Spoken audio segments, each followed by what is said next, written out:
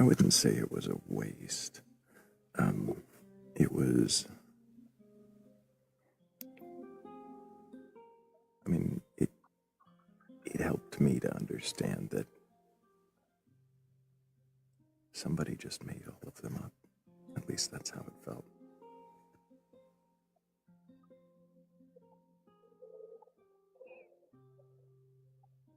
I don't think it would have been as easy to come to that with just a narrow view.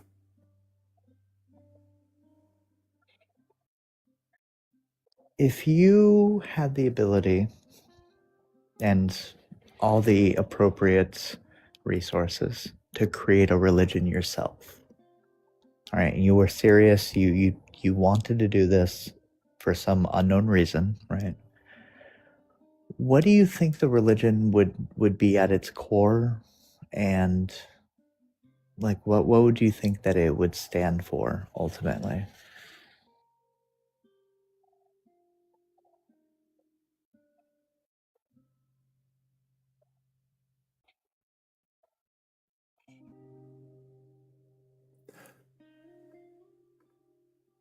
Doubt.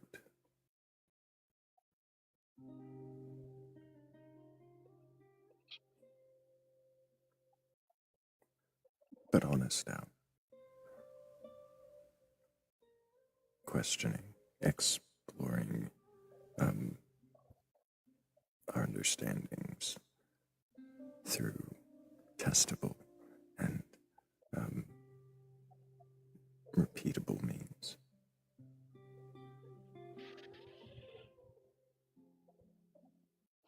I don't know if you read the Dune novels, but it sounds very similar to the Bene Gesserit.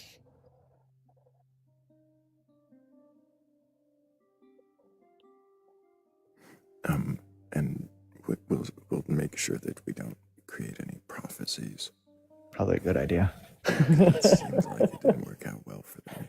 Yeah, not for the Bene Gesserit especially. But I mean, doubt was a core part, a core foundation of their belief system, as well as manipulation. But you know, can't be perfect. We can make sure to miss the manipulation too. Yeah, I I'd give agree. that one a miss. Why, in your opinion, do you think that manipulation is so rampant within religion?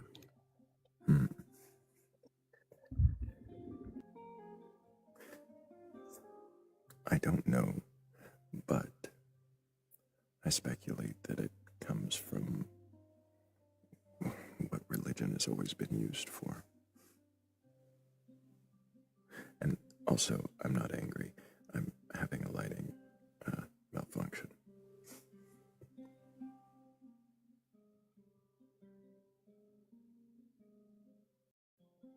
Oh, he's lying. Bene Gesserits make him really mad. Yeah, I mean, they seem like the good guys the entire novel series. I mean,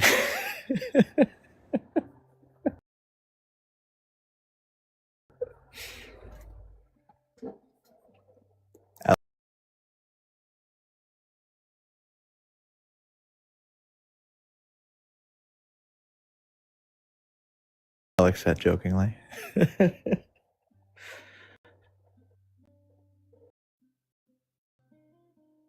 Yeah, if a religion would ever get compared to a religion that also has a devotion to powerful voices.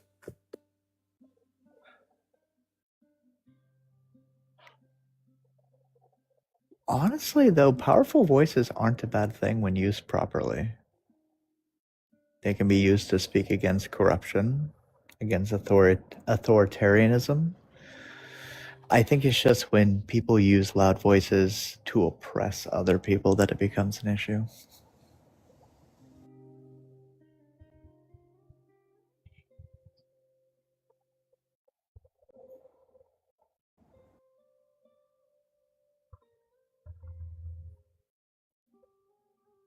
Ooh, I think we have a guest.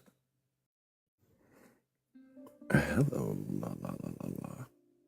Or is it la la la la, Leah?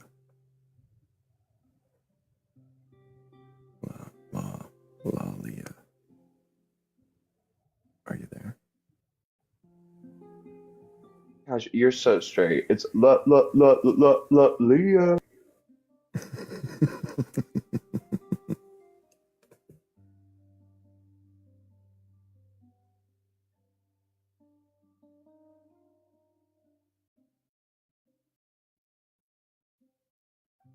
Oh, I didn't see you there. Hey, both sides.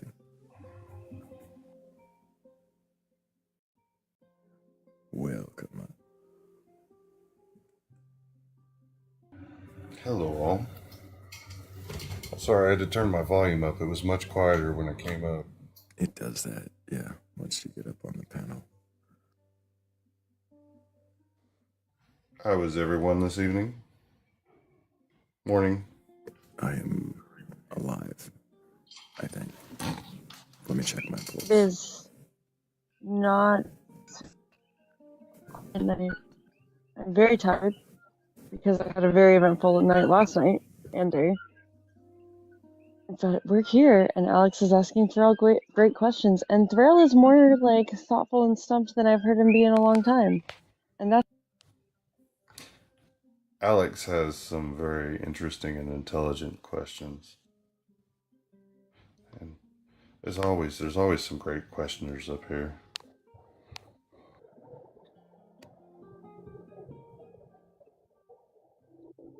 Yeah, I'm just sitting back, letting Alex do all the work and enjoying.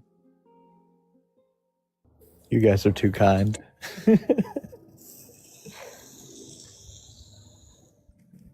No, honestly, you are though, because you're doing all the like really hard work right now. It's really nice, and you're doing great. I Oh, do wait, have a question for Thrayle, though, if I may. Go for it.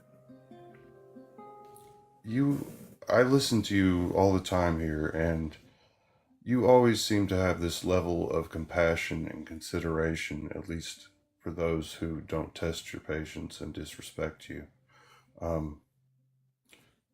What do you think most influenced that or brought it on?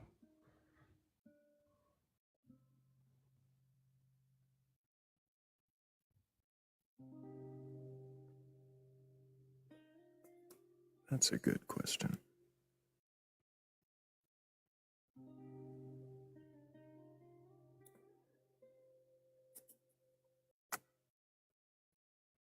Um,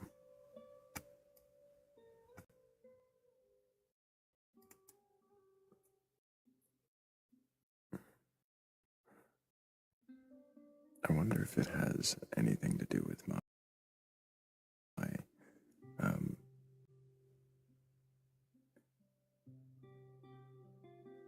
I don't know. I mean, empathy. My idea when I started this was to never have to exclude anyone. I never wanted anyone. I didn't want to be one of those creators that had a big block list. Um, I didn't. I didn't want to push anyone out. I thought the idea of this was for everyone. Can I tell you what I think it is?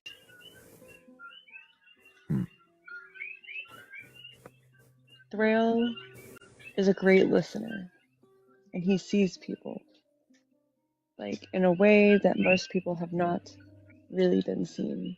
And it's really easy to be compassionate and empathetic when you see people for like all the things, all the good, all the bad, and the little tiny things, all the things in between. Thrayle is exceptional at this, and I think that's where he finds.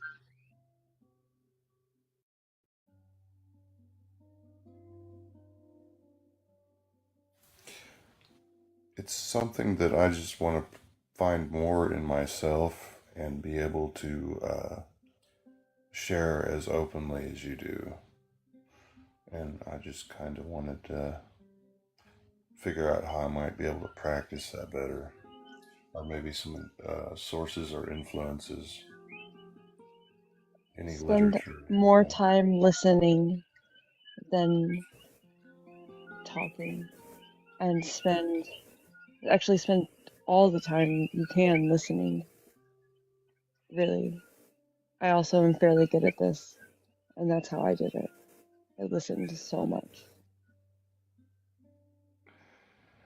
Really, that's actually where I've been since I haven't been around much lately. Mm-hmm. I've been trying to get other perspectives. Understandable. But this is the best live on TikTok. You I know, appreciate that from you. I really do. I think another way that you can kind of look at it is when trying to understand empathy for people and, you know, sympathy for those who get hurt and what have you. I had a very different approach growing up, and I think a lot of people can relate, even if not the exact way that I did, which is when you immerse yourself in media that actively teaches you more about empathy, whether it's literature, art, music, anime, whatever. I think when you're actively consuming that kind of media on a regular basis, it's a lot easier for you to, even if you have to emulate it at first, right? Even if it's not 100% genuine and honest, if you are emulating empathy for people until you genuinely feel it, I think it's a good first step.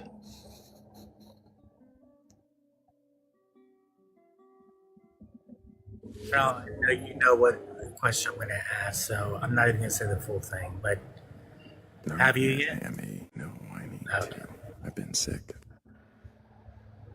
That's a good Sick. excuse, right? That's a good excuse for That- something I haven't done since September.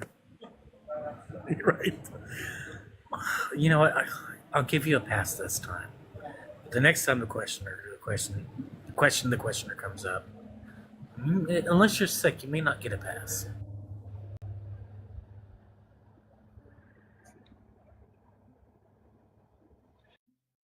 And to answer Mrs. JJ in the comments, no, I have 3 siblings.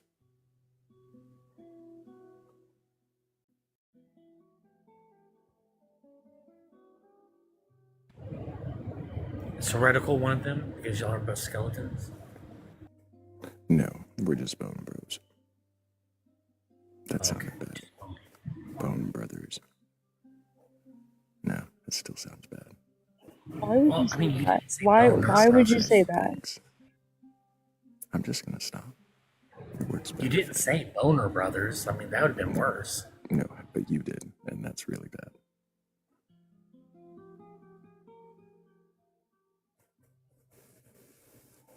Was that the moment? Was that the moment? That's the moment. Well, it's still the moment. The moment got very late. Come back, Hammy.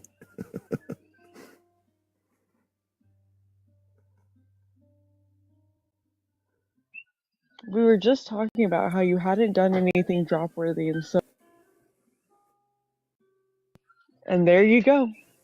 Just immediately Thrayle.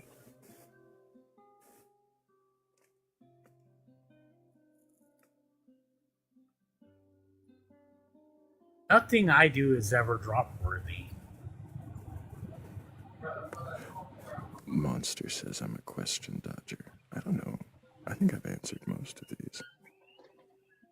Literally, Hammy, like 6 hours ago maybe, Thrayle and I were talking about how you hadn't done anything that was really drop worthy in a really long time.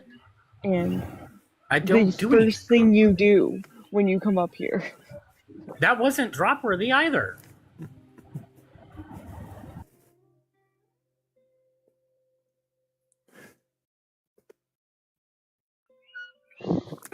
I think it's debatable.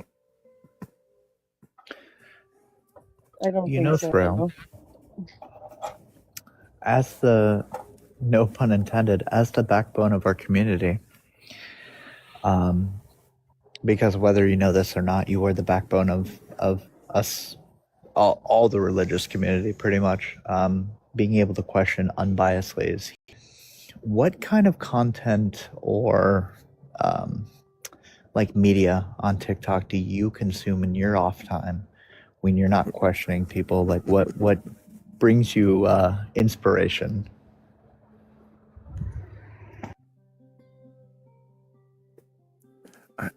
Mm, oh no.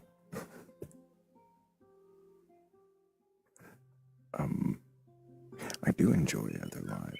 I do like watching a lot of other lives where questioning occurs. Um, Part of what inspired me to do this and let me know that I could was seeing people like um, Daniel Green or Trust But Verify. Um,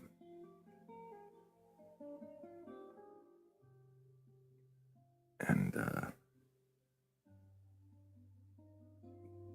besides lives, though, I do admittedly consume a little bit more AI nightmare fuel content than I probably should.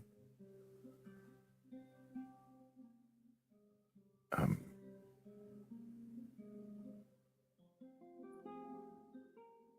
I don't know, weird stuff on my brain sometimes is soft and gives my logical mind a break.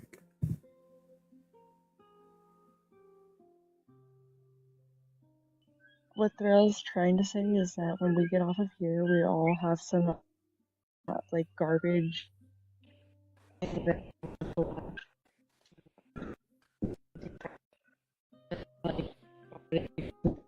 We didn't hear anything after garbage, but yeah.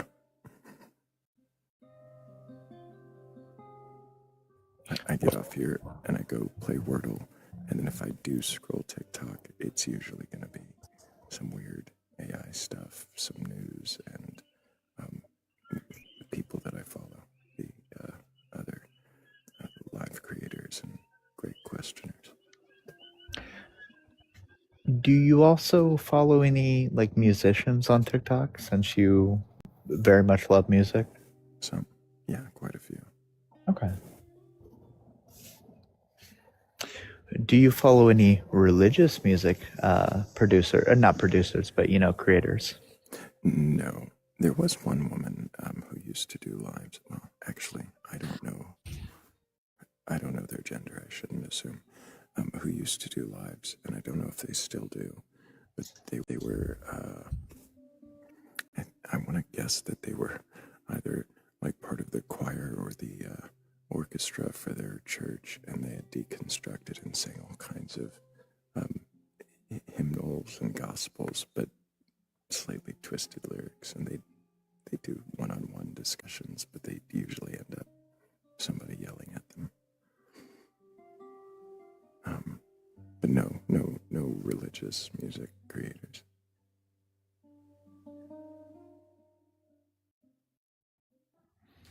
I wonder if you ever read much philosophy or have much interest in it. I mean, I don't get to see you use it much because it seems like the people who come up here and use philosophy tend to use it as a weapon. But do you have any favorite philosophers or anything, or any like epistemologies maybe? Mm. I don't read as much as I probably should. I have read some, the Greek classics, and a few of the more modern takes. I'm big on Camus, and I think that feels a little dismissive to say, but I liked his take uh,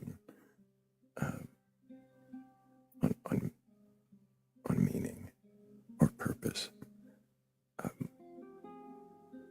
But I'm not. I don't subscribe to any philosophy as like this is the way.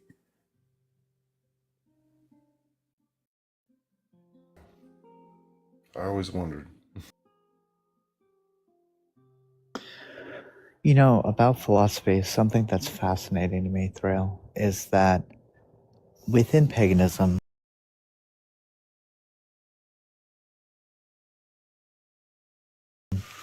like the Norse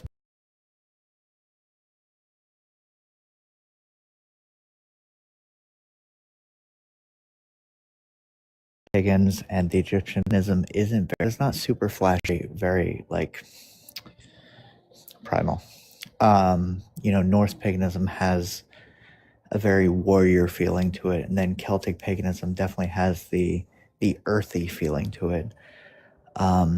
But what's weird to me is that a lot of the Greek mythology is what stayed around and is studied even to today, as well as our philosophy.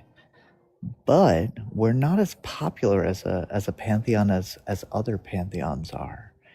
Do you think that it might be because it's been consumed into the public consciousness and it's not really even considered our own pantheon anymore as much as it is just like the public perception of things? Like whenever people talk about paganism, like the gods or what have you, like if they're trying to make a slight, they're like, you must follow someone like Zeus.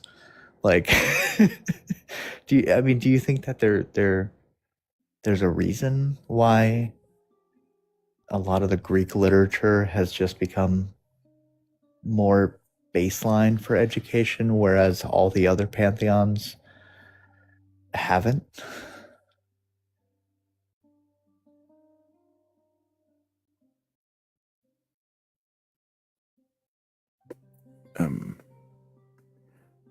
Honestly, I don't know. I think it might have something to do with the track that Western culture developed, but I can't say for sure that that's why.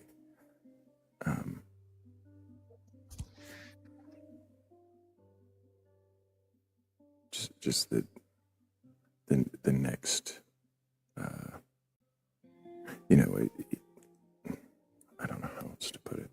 If this is predominantly Christian culture, then it would make sense that they would take the myth that they that existed right before them and celebrate it as a myth to kind of prop the. That makes sense, yeah.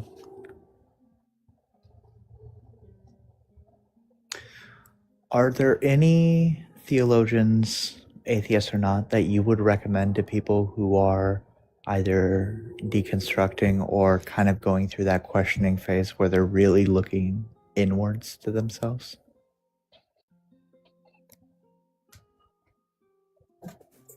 I'm so sorry. Ask the first part of that again. Yeah.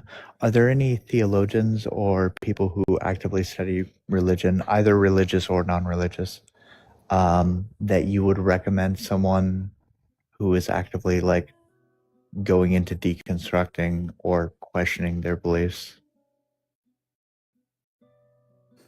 I mean, since we're on this platform, I'd probably recommend they watch some Dan McClellan and maybe understand his take. He's very honest in his presentations about what's his opinion versus what's scholarly consensus.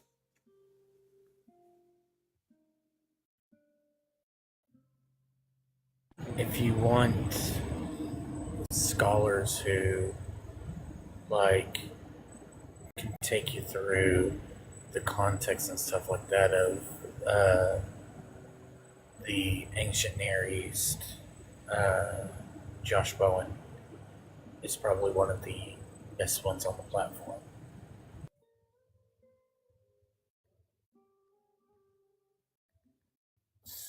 I mean, if we're going to name the trio, we should probably include Rabbi Hana with the trio as well.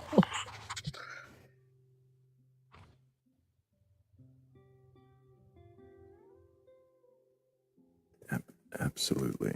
Absolutely.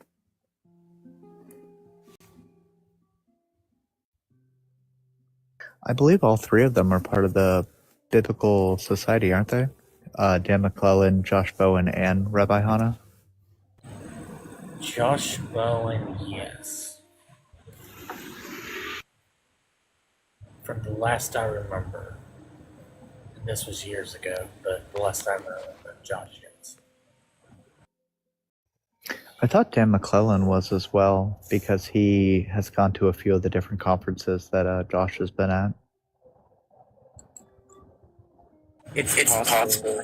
I just know I've known Josh for a long time, so that's the one I could somewhat speak about.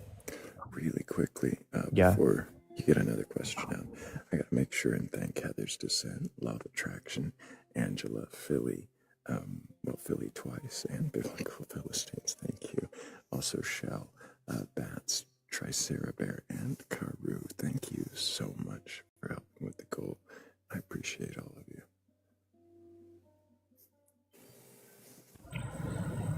Yeah, I've known Josh for 10 years. Oh yeah, I've only known Josh Rabbi Hana for about a year now, maybe a year and a half.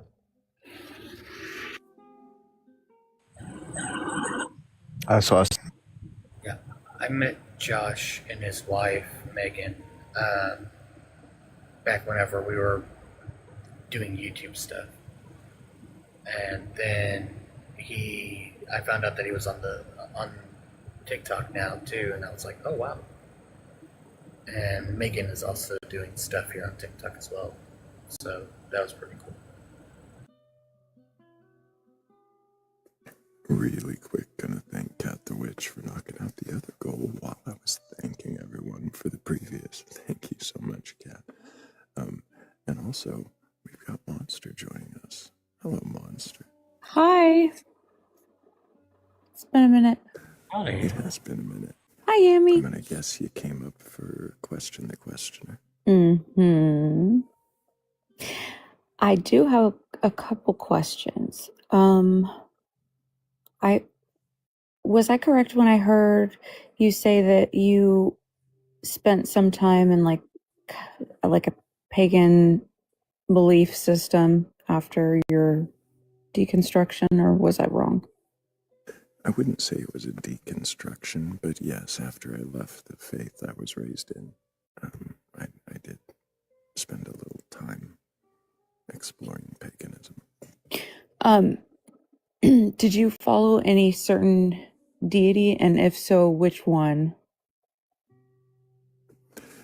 Not really. I had explored a path of Wicca that kind of said to choose a god and goddess, and gave me a list of, Greek and Roman and I think Norse gods and goddesses, and I don't remember actually picking any names and being like, this one. Oh, like you didn't have like an altar or anything? I mean, I had an altar. I didn't have one devoted to a god. Oh, okay. My altar's crazy. I have like 3 on mine. What? Okay. I have a question. It's kind of strange, of course, naturally. How do you think the pyramids were made? I honestly don't know. I like the question. I would think it had something to do with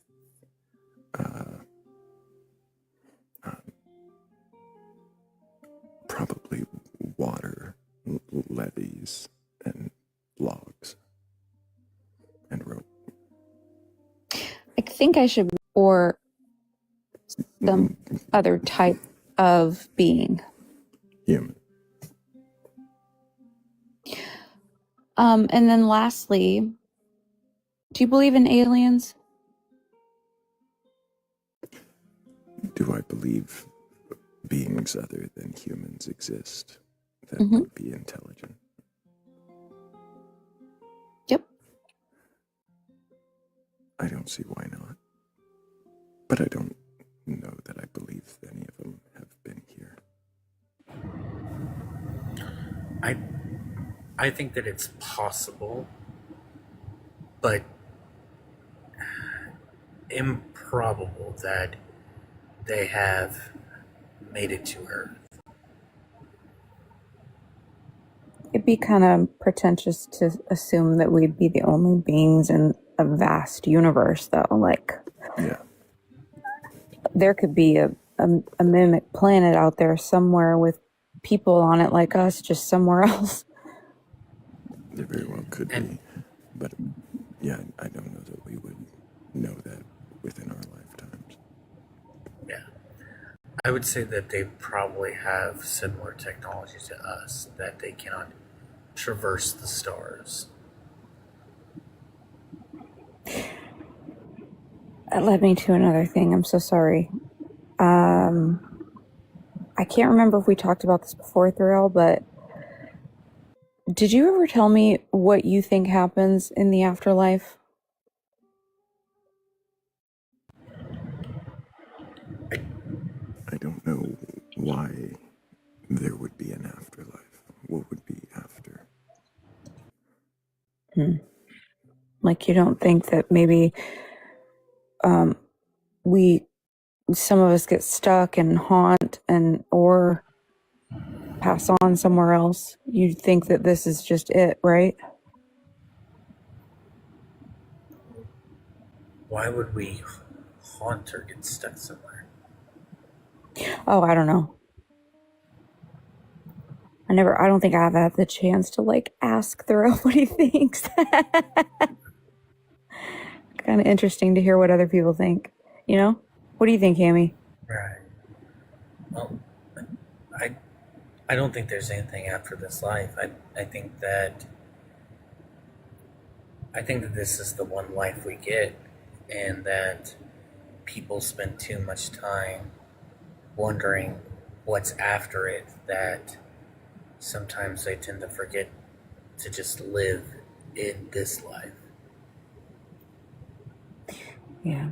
I know I'm overly obsessed with paranormal. I can't help it. I think that some people use an afterlife as a comfort blanket for seeing some of the loved ones that they want to see again. But to me, it seems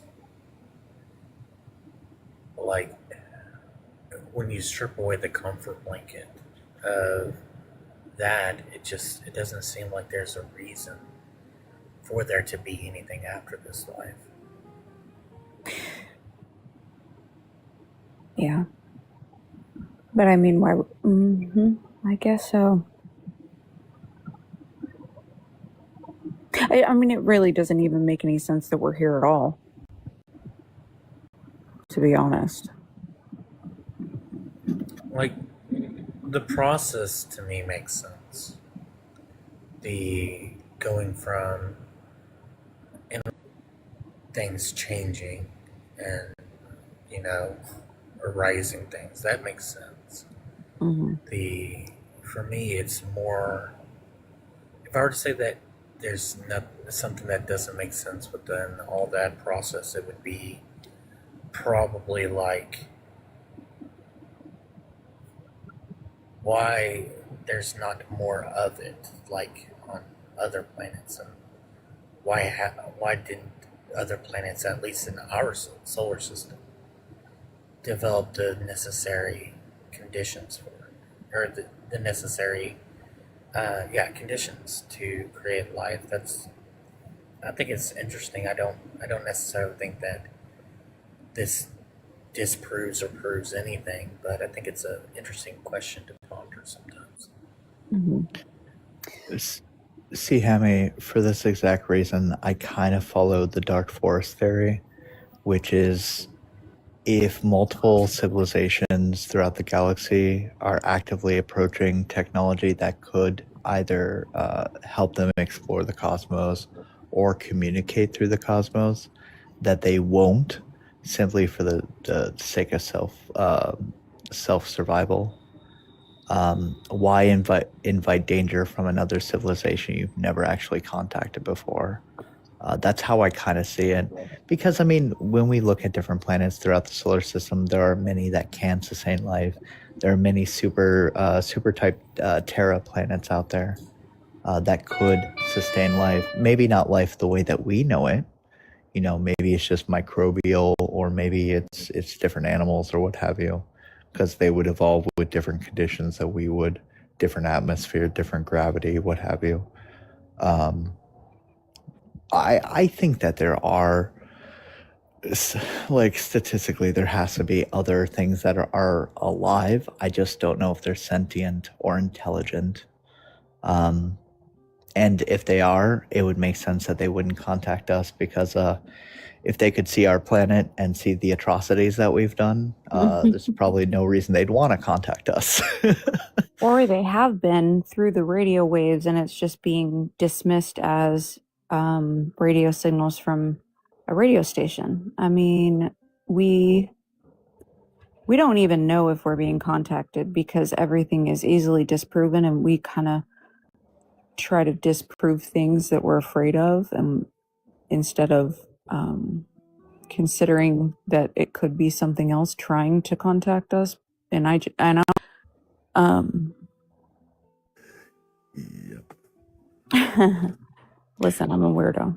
I mean, I think the other part of it is not only do we have the Dark Forest, which is, other civilizations not contacting us because of their own self-survival.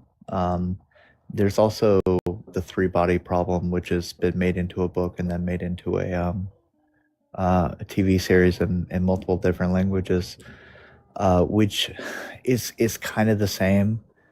It's about self-survival, as well as if there's a more powerful civilization, they have no reason to keep us alive. If it's a weaker civilization, they have no reason to contact us because they would be our prey at that point. Imagine being colonized by something, stronger than us, and then just coming in and wiping all of us out. Like, how poetic would that end up being? I mean, if there are intelligent species out there, they could view us the same way that we view animals. They could have a much higher intelligence. They could also have a much lower intelligence for all we know. Mhm. But I don't fully subscribe to the idea that we 100% are being communicated to by outside forces just because putting distress signals out there like that would threaten their survival should we have the technology to decode any messages they're sending, type thing. I would think that if they're a more intelligent civilization, trying to contact others. That's a good point. Thank you so much, Thrayle. I appreciate the chance to pick your brain whenever possible because I find you fascinating. Well, I appreciate you, Monster. Thank you, guys. Thank you. Big W for monsters. Good questions. I'll go ahead and drop you down.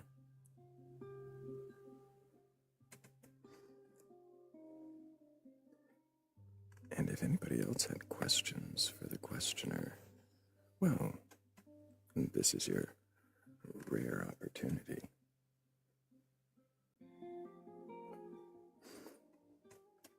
Make sure you request up before I play a new song for us, I think, to segue back to questioning.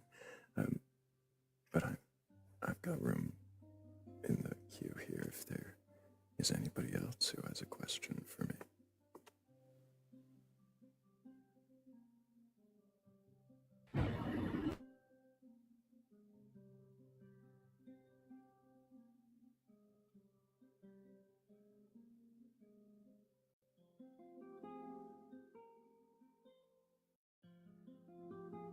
When are we gonna do D&D? I believe that's Monday with them. No, well, He I know means that. me, because I Yeah. opened the D&D section in the Discord, and I still haven't run a game. I mean, there've been games in there. I just haven't run one.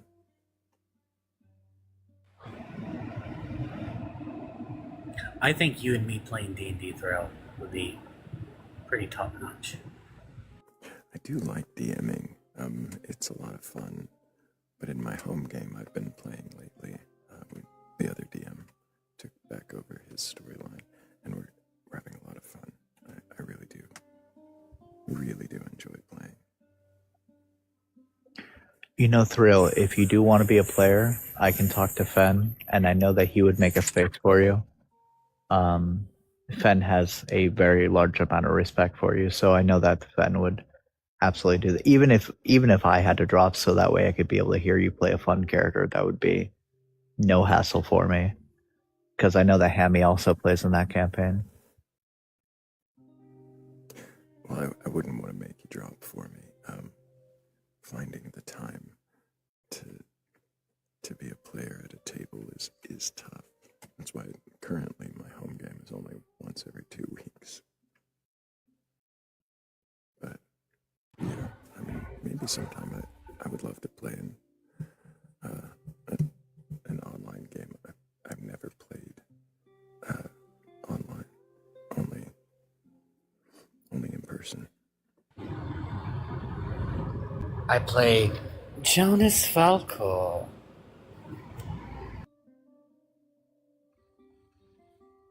I have never played D&D in my life. Sorry to say. So, both sizing, I'm so sorry, but we're gonna have to kick you off the panel. No, I'm kidding. No. It is a lot of fun though. I mean, it's not for not wanting to, but you know, satanic and panic and all. Mm-hmm. It being satanic is what makes all the fun, darling. No, I've just never found. I've just never really made time for social things anymore to sit around and do like that. I really should. It's never too late.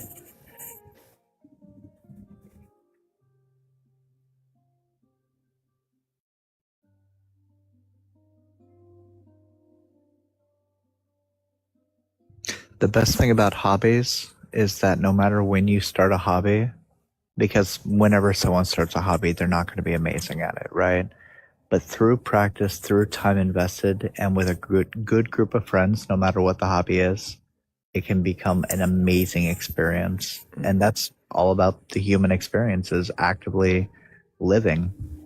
You know, and I think a lot of us forget that we're supposed to live. We're supposed to go out and do fun things. We're supposed to not just focus on the existential dread that we all face. Right. Look, going outside and doing things leads to social interaction.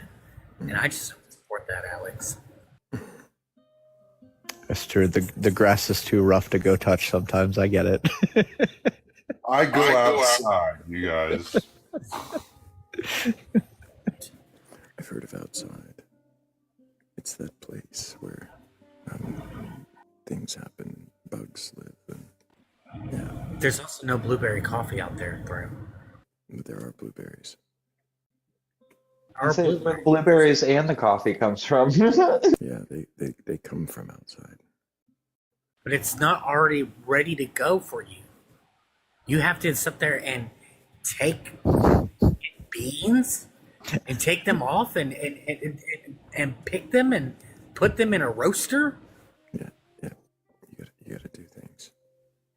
Not after a forest fire. I like how you imagined that Thrayle has never been to a Starbucks before. Right. Starbucks, you're not over there picking beans. They come prepackaged for you.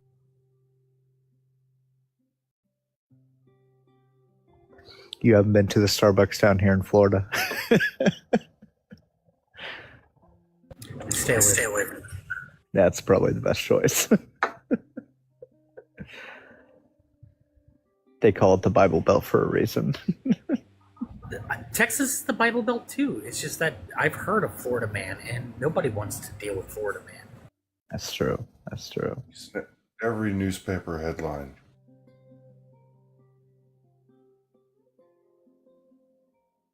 Florida Man.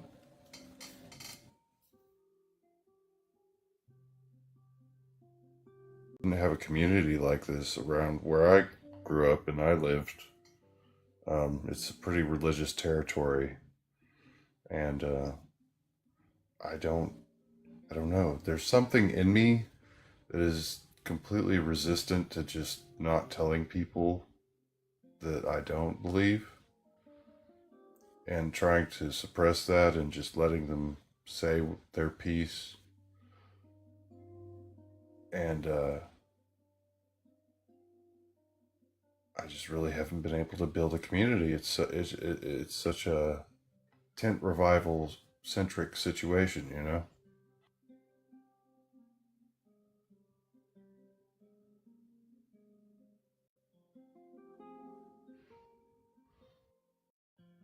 I'm actually learning now how to socialize better and more,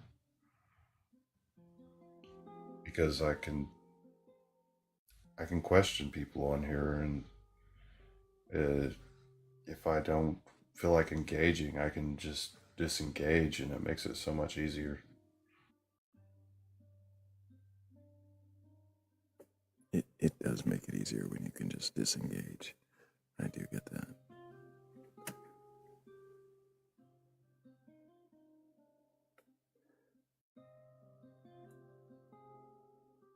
Sometimes there's value in those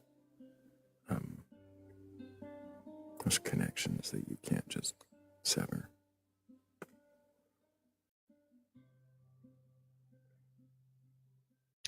I think it's perfectly okay, though, in a social situation in real life with people.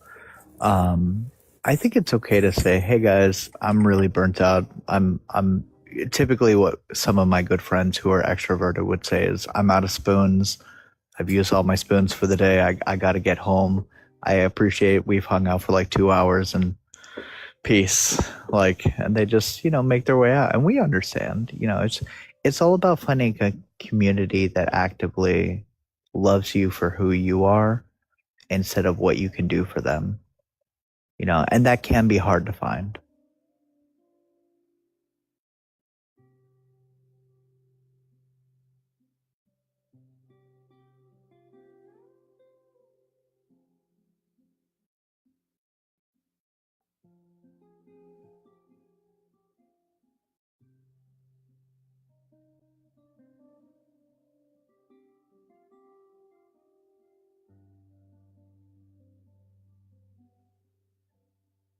I have a lot of friends that use the spoon metaphor, but I've never used it myself. I just shut down. when I'm done, I'm just done.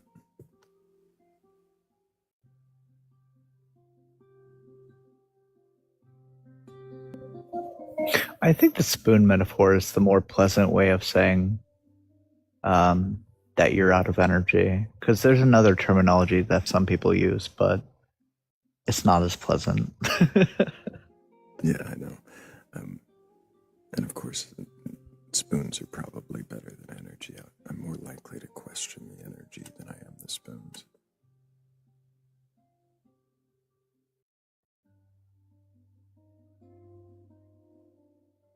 Which reminds me, Thrayle, you're currently looking for people who are able to question their beliefs, right? Yes. And those would be beliefs in a god or goddess, spirits, or an afterlife? Yeah, pretty much. Also, I'd go for, alien visitations, yetis, and mermaids, and things like that. But after I find out if they believe in a god or not. Any backrooms believers? I might be after that A24 trailer. It looks so dope.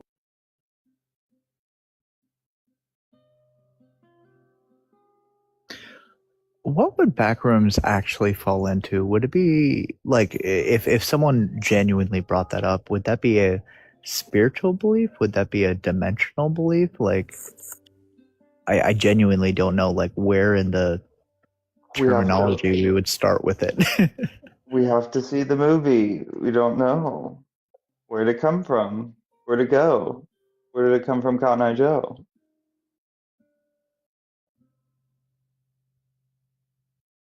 I know it falls in the realm of like SCP, so it could be like Almost like Cthulhu. Oh, kind of more like Slender Man. So this would be Right. like your like in the same realm as supernatural stuff. Wouldn't Slenderman and a couple of the other ones fall under Eldritch Horror though? You know, beings that are beyond our comprehension and all that. And would I think that technically you can classify just about anything, even in cryptozoology, as Eldritch Horror at that point. Yeah, I think they're more like a I'm ghoul or a spirit of some kind than like an eldritch chair, because normally eldritch chairs are like also affecting like reality and stuff. Well, that's not even the way to say it. I don't even know how to describe it. Now, Hammy, for a Here's a little controversial fun take, piece of cat lore. Oh, sorry, there's a lag. no, go ahead. So here's a little fun piece of cat lore.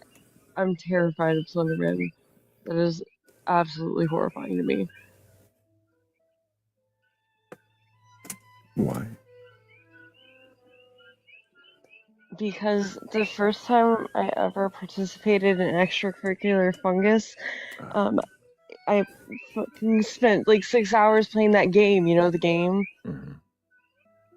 Yeah, I spent a lot of time playing the game, and it made me really scared of Slenderman forever. Apparently, like I've tried to talk myself out of being scared of it, and I haven't been able to. You know, Kat, I'm not worried or scared about Slenderman, but I am genuine, and this is a genuine fear. I don't open too much about it. I am genuinely afraid of fungi, like mushrooms, and the networks that they create. Really? Yeah, oh yeah, I'm terrified of mushrooms, which is the funniest thing to try to explain to people. When I was in high school, I had a vegan teacher for my science teacher, and instead of dissecting an animal, we dissected mushrooms. And seeing a mushroom under a microscope was probably the most scarring thing in my brain. And then she went into how they make the fungal networks and everything. And I said, if there are aliens, it's mushrooms. Like, That is kind of funny. I'm also terrified of fish. Fish are not scary, but I don't like them, and they're very scary. I'd rather be in the water with the sharks than with the fish. Really? I never would have You want to know suspected. why? You want to know why? Because here's the thing. Fish are, like, stupid. So they're really curious about you. And so they swim up to you and they want to touch you and they want to fucking be around you and shit. If you're in the water with the shark wants to not be next to you as much as you don't want it next to you. So it just is going to swim away as long as you're not an idiot. But the This is fish what want to I'm get all up in your fucking space. I don't like it. this is what I'm always telling people about alligators. I'm like, no, they're smart enough to know that you are not the thing that they want to eat, and that you're just going to be annoying and taste bad. those are just Tastes big like swamp sunspit. puppies. Yeah, you just have to have marshmallows. Really quickly before I lose the list, I've got to thank Nihilistic Optimus, Charlie, and Mrs. JJ for helping with the goal. Thank you guys so much. Really appreciate you. And if anybody does have a belief in a god or gods, a higher power, or anything like that, and you're curious enough or courageous enough to question that belief, then go ahead and request up. We're not here to debate or argue. I'm not here to tear you down or pry that god from your fleshy fingers and stuff it in a burlap sack only to take it into the woods to a secluded shed where no one will ever find it. I really am just here to see if you can question your beliefs. And if you We just want to probe them deeply. No, Thrayle, that was a little too specific again. I don't know what you mean. Yeah, we're not trying to do any of that burlap sack nonsense. We just good probing. And as Thrayle often says, he's not here to burgle your gods.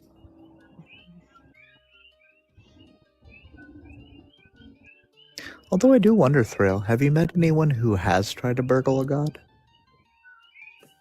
I mean, it's pretty obvious when they try. Yeah. Oh, look at Monster in the comments. No. Not again. That sounded worse than I meant it to. It's time for a musical segue.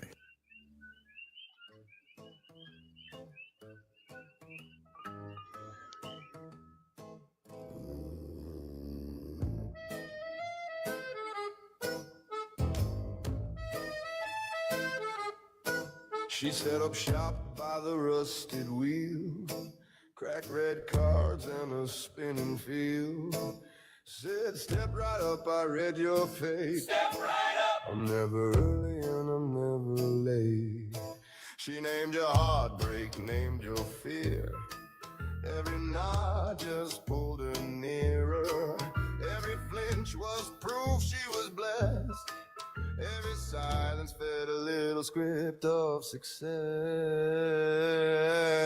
Oh, the future's clear as day to me. I never miss, I never doubt she'd sing with glee. Every sigh, another check in the margin. There's a question hiding in the darkened garden. Now I see a question marks that glow. Answers turning into I don't know.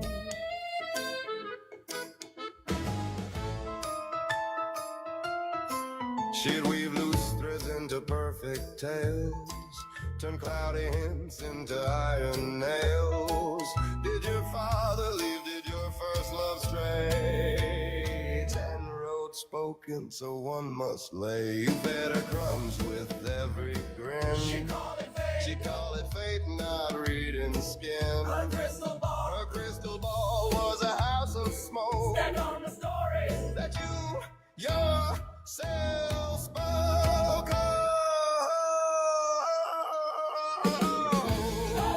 The future's clear as day to me. I never miss, I never doubt she'd sing with glee. Every sigh, every flinch, another check in the march. But there's a question creeping through her velvet curtain.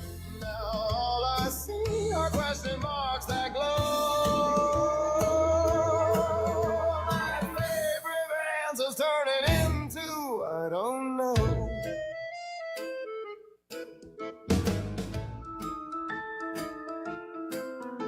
Then a child asked, soft and plain, if you see all king drum roll crack. Hey! All her tidy tales turn slack.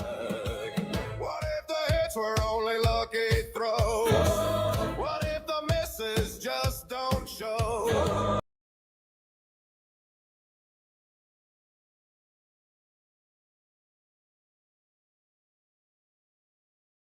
What if belief show? What if belief built this whole parade? Oh, me, the words fell flat, they would not leave every carved into some. Now all I see are question marks that glow. And my truest magic's learning how to say I don't know.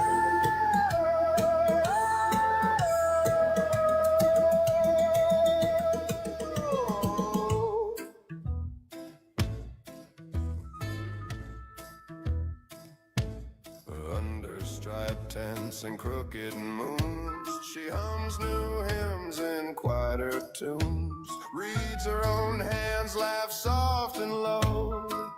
I used to know so much, now I don't know.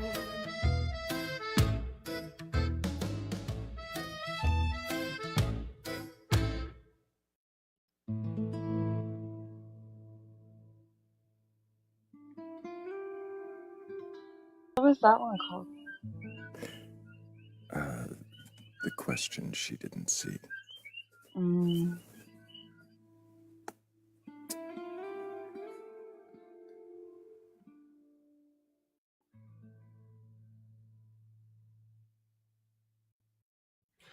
It slaps. Hell yeah. I was going to queue another one up right after it, but then we had a request, and so I timed it, and I accepted the request right in the last, 4 bars of the song. And they were, another phantom of the queue. They were impatient.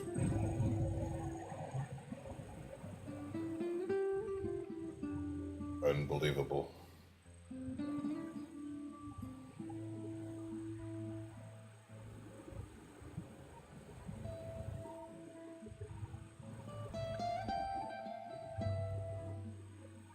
But absent,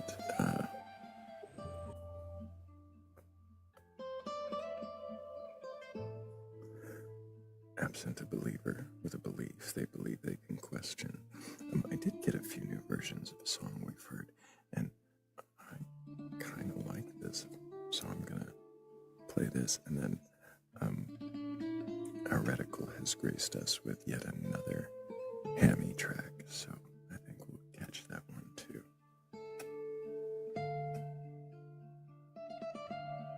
Yeah.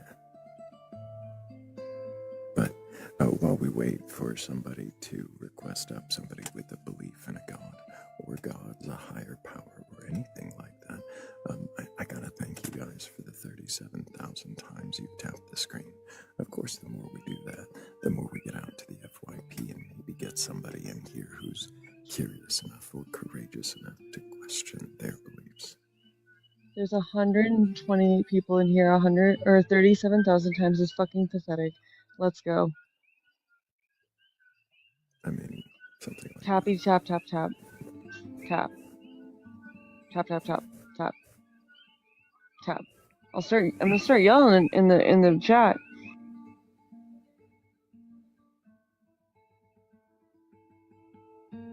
I do love you guys though a lot.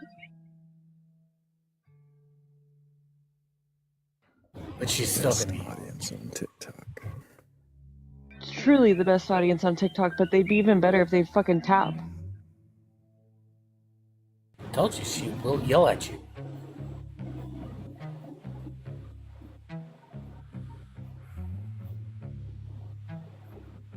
It was not a joke.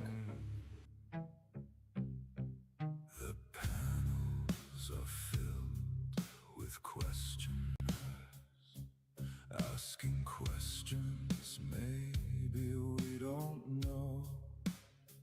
When we are faced with what we just heard, saying I don't know can be the right choice of words. We support the community in things we can't know. We support them with things they didn't know. We support learning and questioning our beliefs. We support supporting those we don't know. The nights are longer, the days are short. The guests appear and or they don't. The rest are resting during the show. Others are questioning those that don't know. We question what? We question why? We question gods, we question time. What is energy? What is belief? What if I can't question my own belief? Do I dare or do I try? Being vulnerable may make you cry. Being hostile never wins. We aren't here to not be friends. Support the people willing to try to see. Support the people who feel unseen. Support the questioning as it proceeds. Never be weary of what it could mean. What is so? What is eternal? And what is our choice? And what is morals? How do we define what we believe when we question what is belief? The panels are filled with questioners, asking questions maybe we don't know. When we are faced with what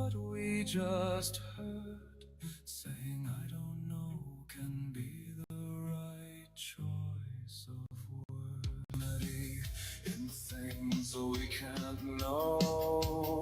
We support them with things they didn't know. We support learning and questioning our beliefs. We support supporting those we don't know. And as the end is nigh, we see the boxes with the ghosts multiply. We know the gods are in the shed, we hear the poem, and only then Thrayle can lay his head.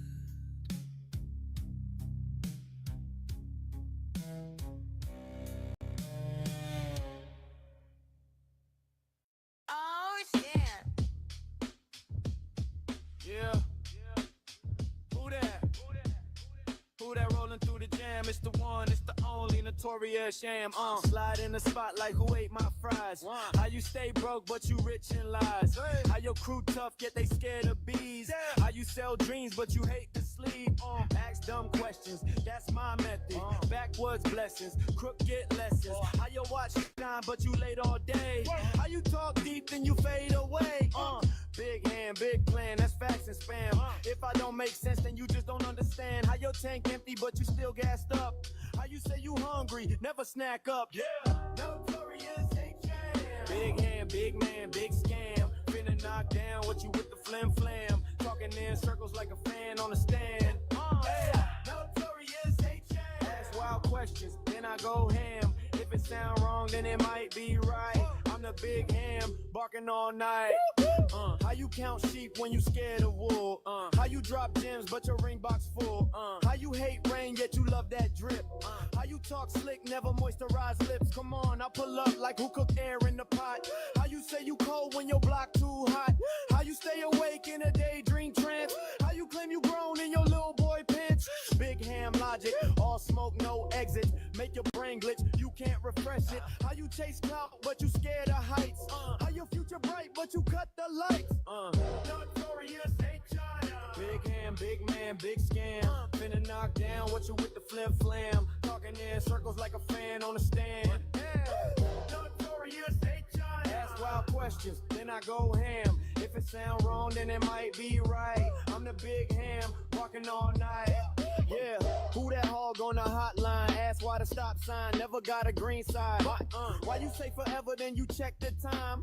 How you claim you honest with a practice lie? Woo! Notorious H.I.M. Big hand, big man, big scam. Finna knock down what you with the flim flam. Talking in circles like a fan on a stand. Yeah, Notorious H.I.M. Ask wild questions, then I go ham. If it sound wrong, then it might be right. I'm the big ham, walking on bike all night. H.I.M. Ask that. H.I.M. Fact stack clash. H.I.M. Big snack, big stack. Notorious H.I.M. Talk back, fall back, fall back, fall back. Notorious, notorious, notorious H.I.M.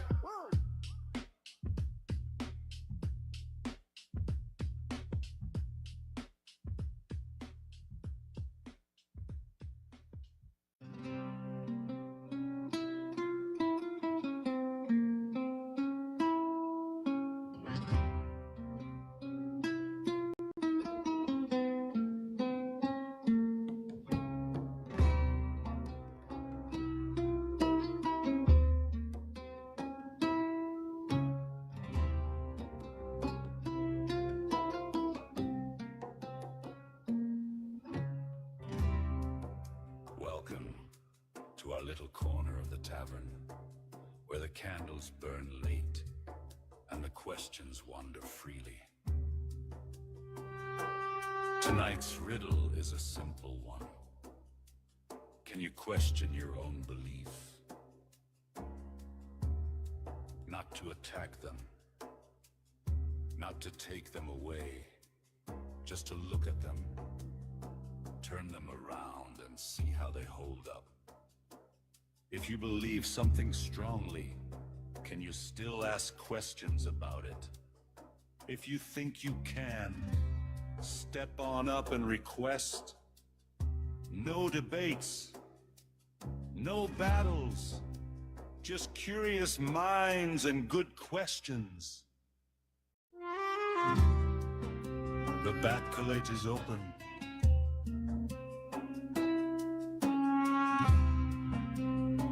And the night is young.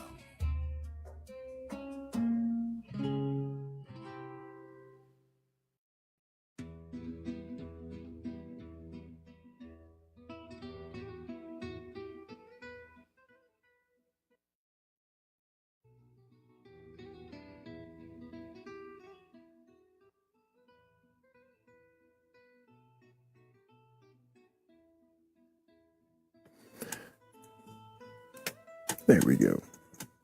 Hell yeah. That was a lot of fun. Appreciate you so much. Well, thank you, Lady Huggy, and thank you, Heretical, for those. And, of course, Michael V, thank you for the segue. You guys are all amazing. Appreciate you. The Notorious H.A.M.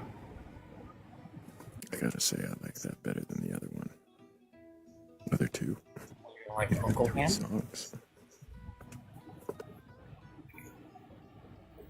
I did. You didn't like Uncle Ham, though? Eh. I like this one better. Notorious H.A.M. H.A.M. I enjoyed the inclusion in the flim flam. That was a good part of it.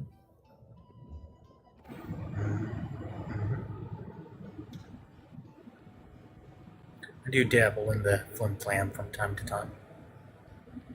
Keeps the life going. I get it. You know, sometimes we gotta get down a little bit in the muck. Yeah.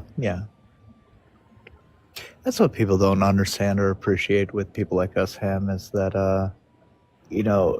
us comic relief, we keep the conversation going. Indeed.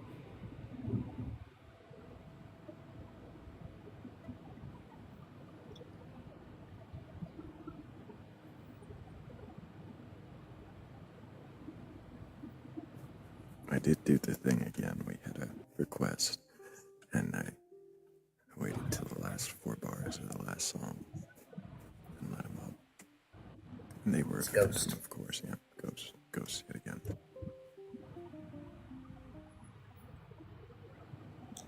It does happen.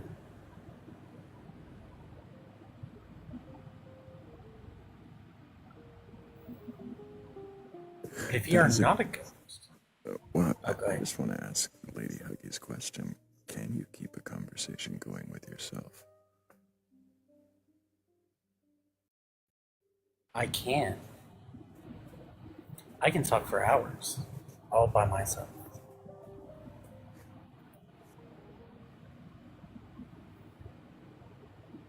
I will then ask myself questions and answer my questions. So, yeah. I believe psychology has a diagnosis for that. Look, Alex, we don't do that now.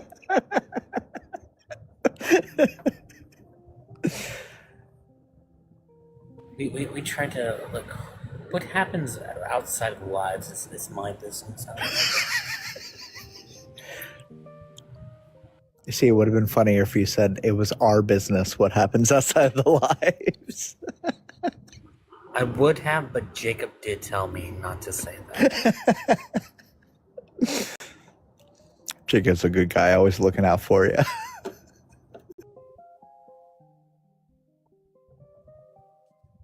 Appreciate you, Blake. Hope you have a good day. W's for Blake. Always asking great questions.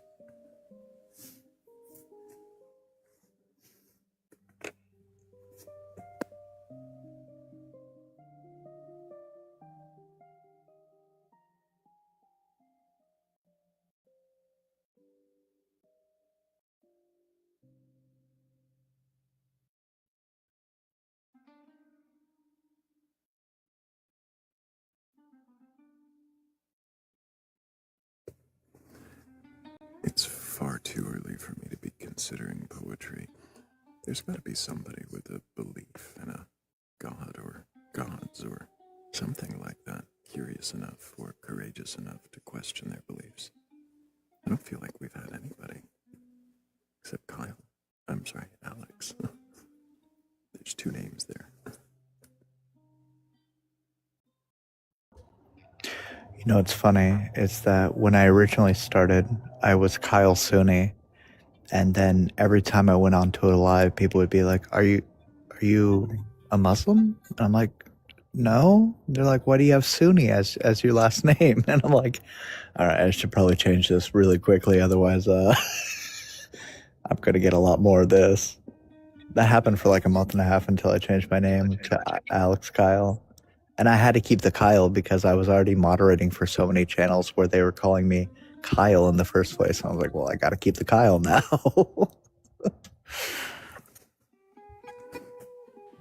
Quigley had asked, do these critical comments count as ad hominems?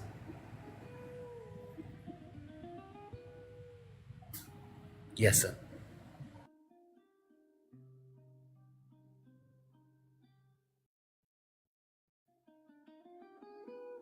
Alright, now there's another woman up here, so I'm gonna go because I have had a long 48 hours and I need sleep. Sleep is for the weak. Get some rest, cat. Sleep with a bundle of Like, did you go to jail yesterday? Go to bed, babe. Sleep well, sleep well. Good night, cat. I almost did it. I should wait just a second longer, but she knows I'm gonna do it. You gotta throw her off. You gotta disrupt the pattern.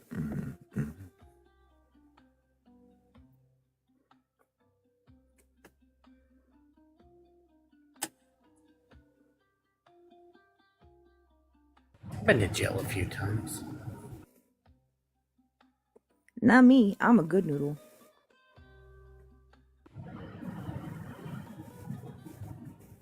I was a spoiled ham at one point. Then I got better. Ish. How did spoiled ham get better?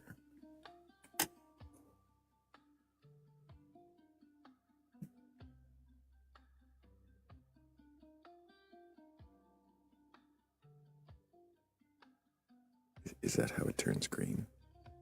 That's how you get the green. That is how you get green eggs.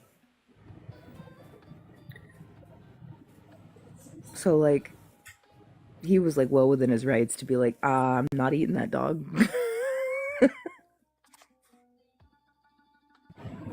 But what about on a boat?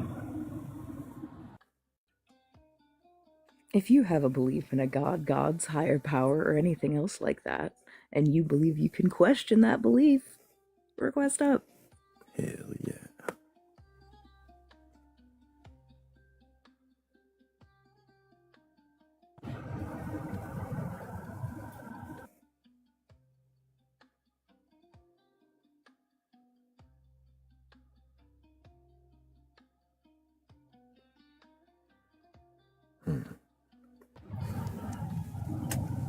We did listen to the Phantom of the Batcolyte earlier. You did? What did you think? Yes, I loved it. It was epic. Yay! I thought it was funny that one of the most epic songs comes for the guests who never show up. I also thought that was kind of funny.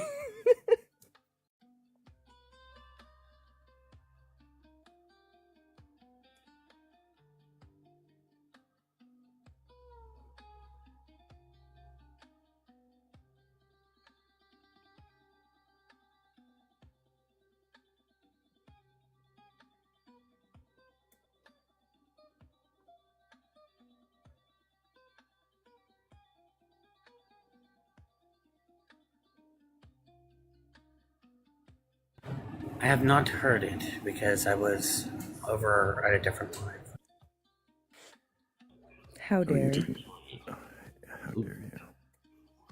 I enjoyed it, but I'm making bean juice, so I'm muted. Gotta have that bean juice. Gary's in it. I typically try to mute anytime I'm not talking, so the burbling of my hookah in the background does not annoy people.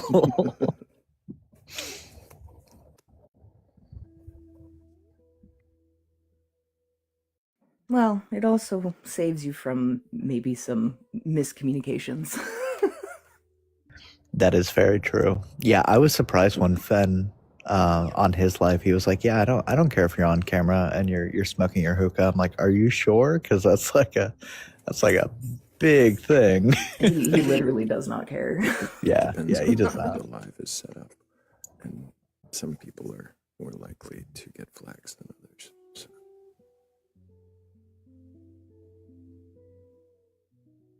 It's the Wild West out here, y'all. It really is. It feels like different rules sometimes. And sometimes they just change them on you without telling you.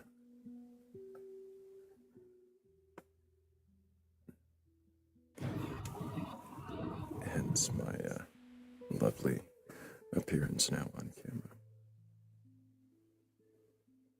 And the constant moving of your new appearance. Yes, the constant moving, because just being on camera isn't enough. No. I've got to... No. paranoid and looking around for what's coming next.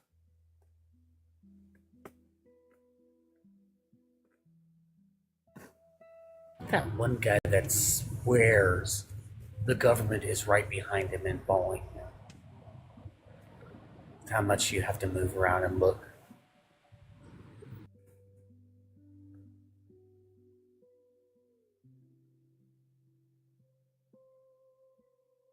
I'll just channel my android. Although I do gotta say, it is funny, like, yesterday, like, whenever you, had fallen off the panel, you had the skeleton's mouth open, looking at where you were. You're like, ah! It happened earlier tonight, too.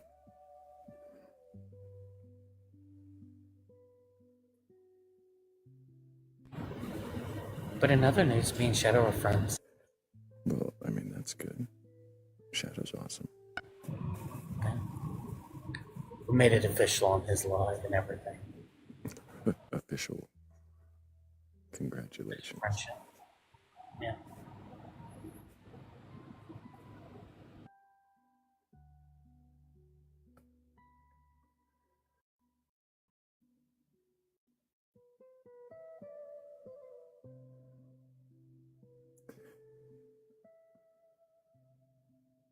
But moods or higher power, or maybe you don't.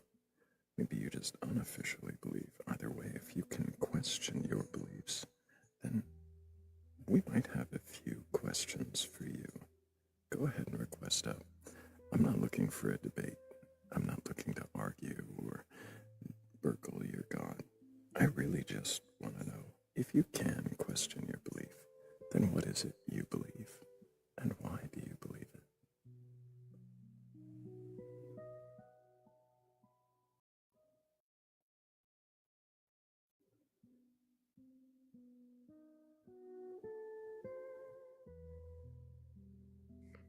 Sorry, had to take care of the dogs. How dare you? I know. I never take care of them. They're so well fed and exercised and... Yes, but you haven't taken care of them recently. In the last 45 seconds I have. That was 45 seconds ago. You haven't taken care of them now, though. And so they feel like you're neglecting them. Nah, they're off chasing a bear or something right now. Oh, well. Give them like a couple more minutes and then they'll be like, wait a minute. Mom has not said anything to us lately. Mm-hmm. I'll hear a whine at the door in about 2 minutes.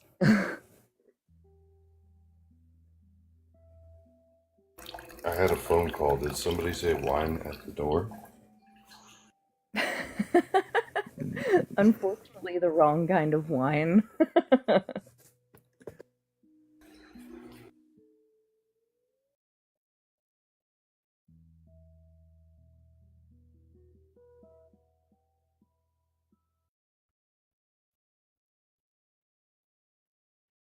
I was scrolling through my song list, and I know I've got one here by Bats I haven't heard before.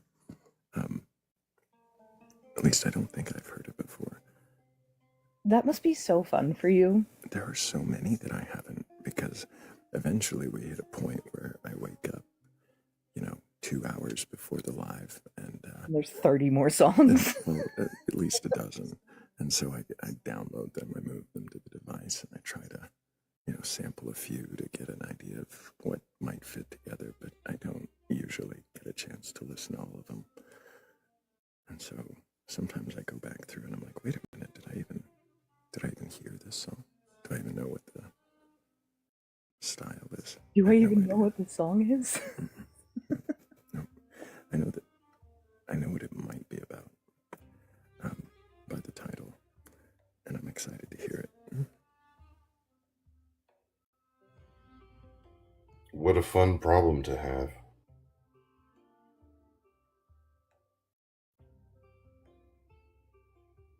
I think so. What's the problem?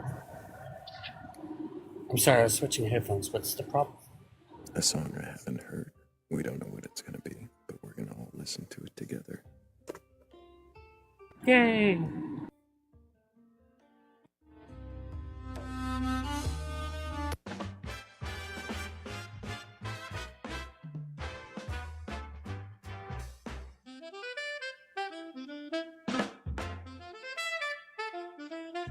Step right up, it's a brand new brew. Cool your mind with a vibrant hue. Ice blueberry dreams are served today. Let's sip and ponder as we sway away. What's your truth? What do you know? Let it brew, let your wisdom flow. Sip it slow, let your thoughts flow. Blueberry coffee helps your wisdom grow. Comfort or truth, what will it be? Join in the fun and set your mind free.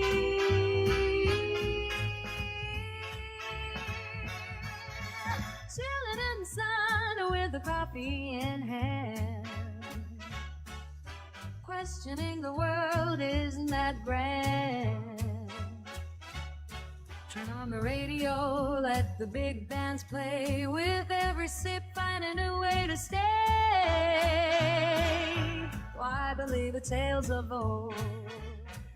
Let blueberry magic break the mold.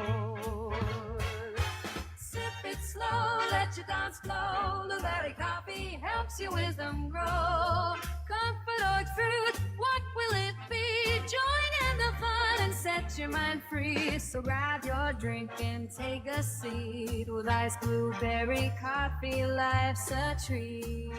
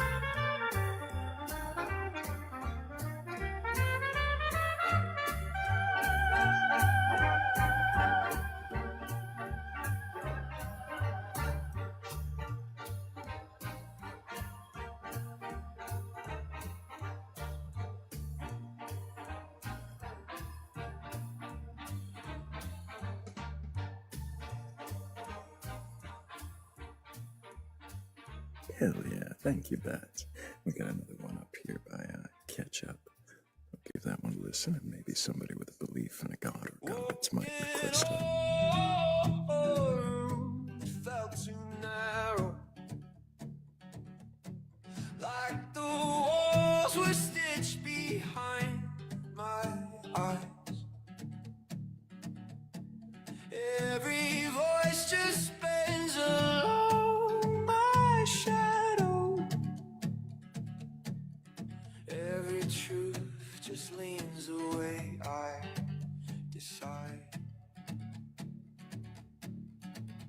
If I shut my eyes, do you fade to black? Or were you never there to start? Am I the only soul awake? Or just a ripple on a crowded lake? Every stranger, every face I pass carries a weight I'll never have. Solipsism pulls me low, thunder hits me like a stone. I'm the center, I'm unknown, a beating heart, or just a ghost.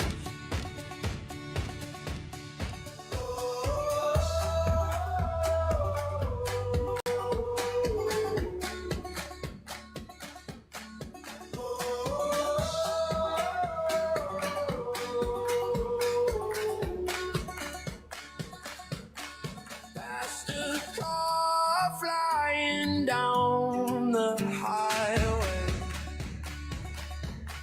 caught a life inside a glance of light. Do they sing out loud on Sunday mornings? Do they lie awake like me at night?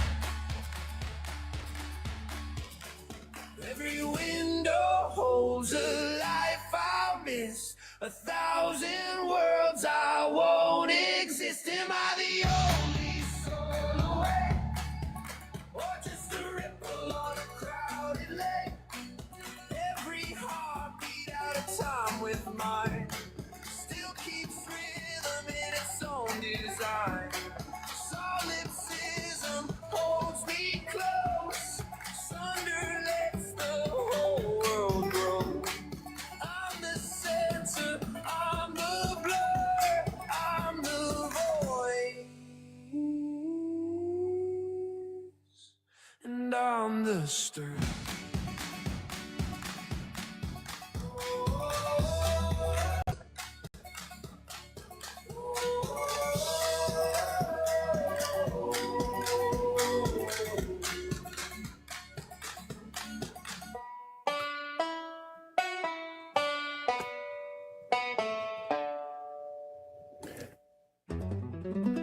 Well, hell, I thought I was unmuted.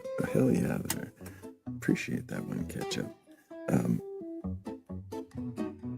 Definitely an interesting anthem to solipsism. I love this style, though. Props for fitting solipsism in the song. Right.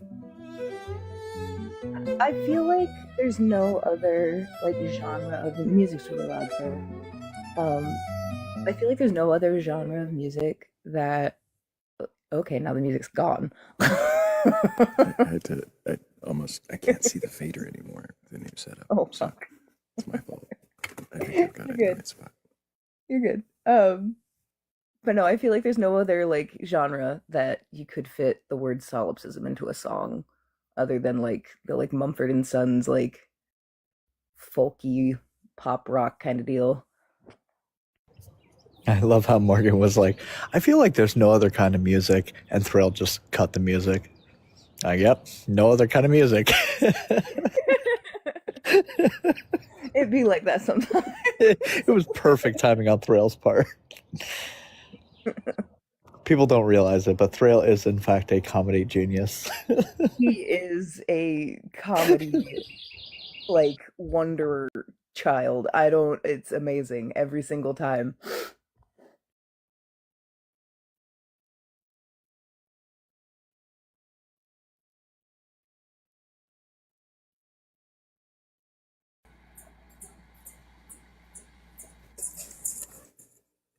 Good morning, Noy. Morning, y'all. Morning, Noy. How are you doing this morning? I was doing pretty average, and then you played that last track, and I'm like, dang, now I really want like a hard cider or something like that. That was a great track.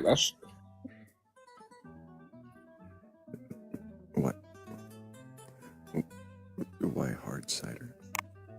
Well, last time I saw Mumford and Sons was at a local town here called Troy, and it was during what was called a strawberry festival, and they have strawberry hard ciders during the concerts. So Oh, that sounds really good.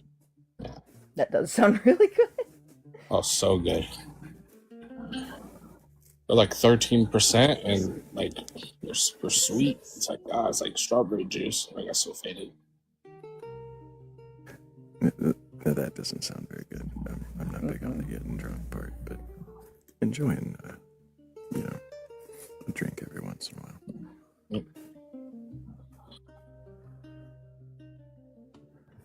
Yeah, I think Thrayle would be okay with it, but it's not blueberry flavored, so. Yeah, I do prefer blueberries. Oh, you want to go to the Michigan area for that? They have a blueberry festival in Michigan.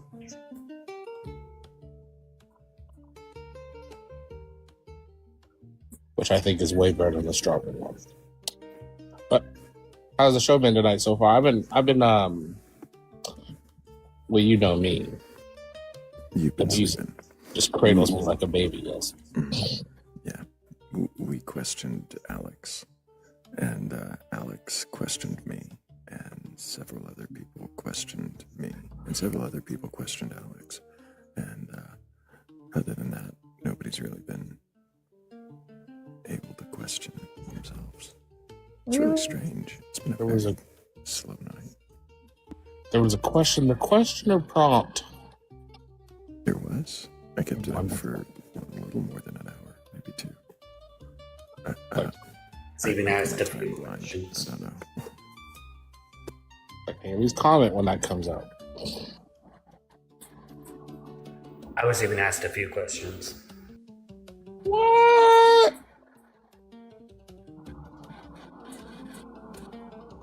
I think Hammy's afraid to question me again. He's probably afraid he's gonna make me cry.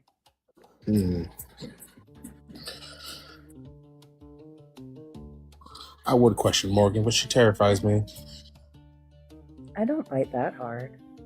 It's the hood. Gotta keep an air of mystery. I love it. Kind of like, the thing is, I'm kind of like Tyr here. Like, I don't mind putting my hand in the wolf's mouth. Only because you know I'm gonna bite it. I'm even more terrified. I got attacked by a wolf as a kid. I don't want to deal with that.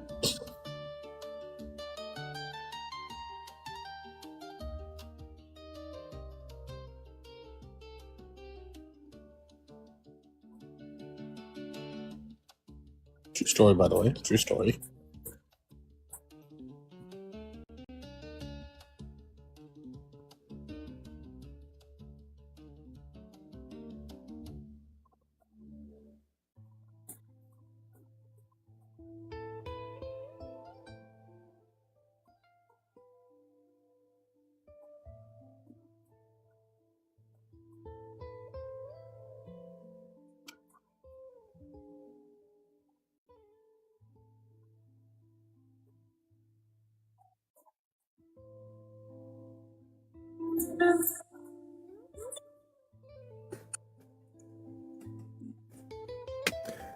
Noi. Yes, sir. Do you believe in a god or gods, higher power, or anything like that? Sure do. What is God? What is God? To me, God is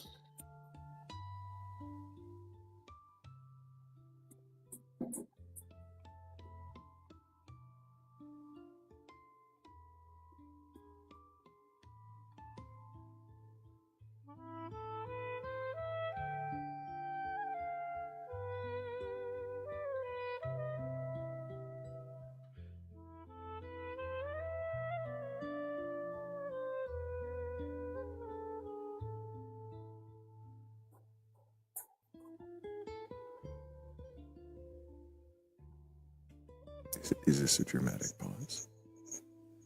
Oh no, I'm just thinking. I'm trying to think of which answer I think best describes the God that I'm come to know. I would say he is, or well, God is. I don't really know if it's a he or not. The Bible says it's a he, but I don't really know. It's just, I would say God is,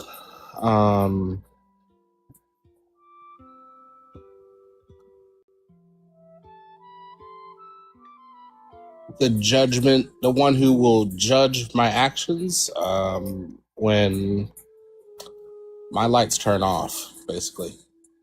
How does that describe what it is?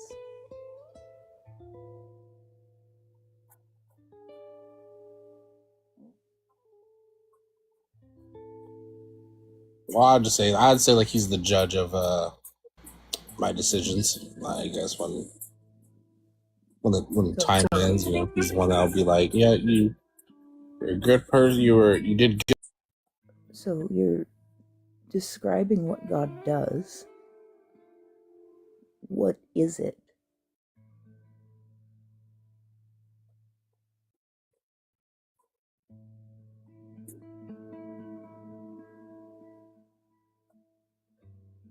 And if you're having trouble with defining what God is, can you describe your God by describing what it's not?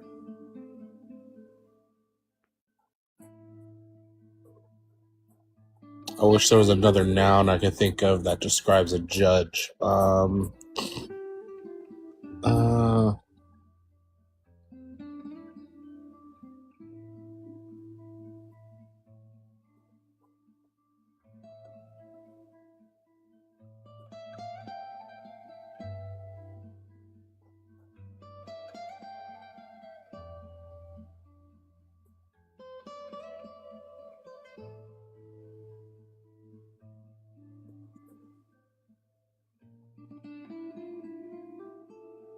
You said describe what he is not. I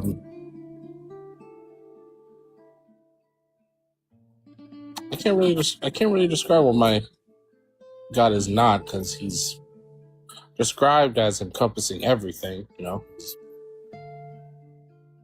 He's considered to be the Almighty. He's considered to be the Alpha and Omega. So it's kind of hard to say what he's not.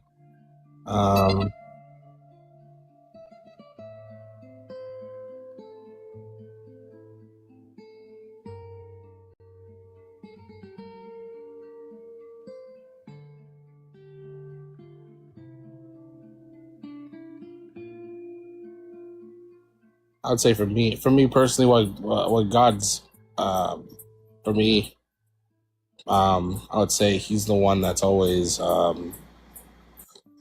put me back on course when I've fallen off. He's always been the one to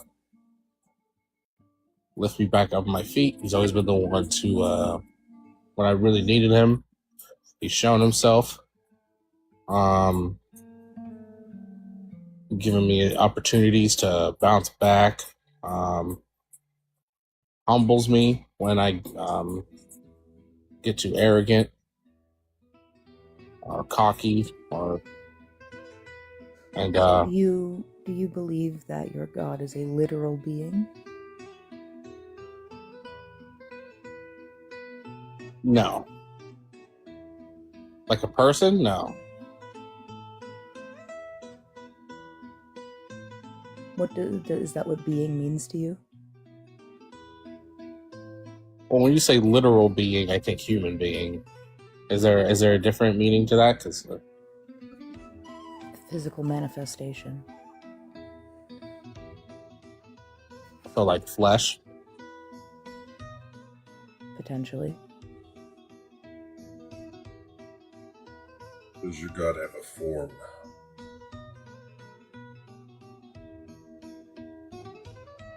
I don't think he's a physical person. What did you say, both? Does your God have a form or a substance? I don't know. I do have a question for you, which is, does your God exist to serve you, or do you exist to serve your God?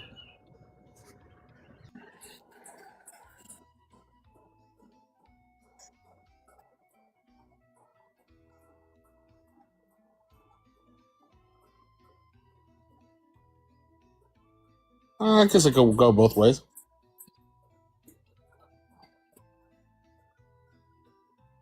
How do you feel that your God serves you on the day-to-day basis?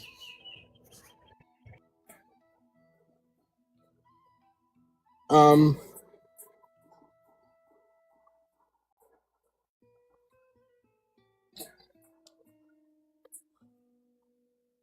would say it's been a work over time with me. I feel like as I've gotten older, I've learned he's taught me patience a lot more than ever. I feel like my patience is a very strong quality. A lot of people tell me.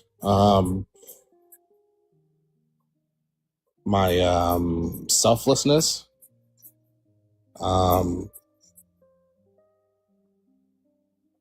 He's really given me that quality over the years. That's gotten better. And recently, I've noticed I've been able to tell people no a lot more. He's helped me be a lot more, I guess, less of a pushover to people. He's helping me really hold down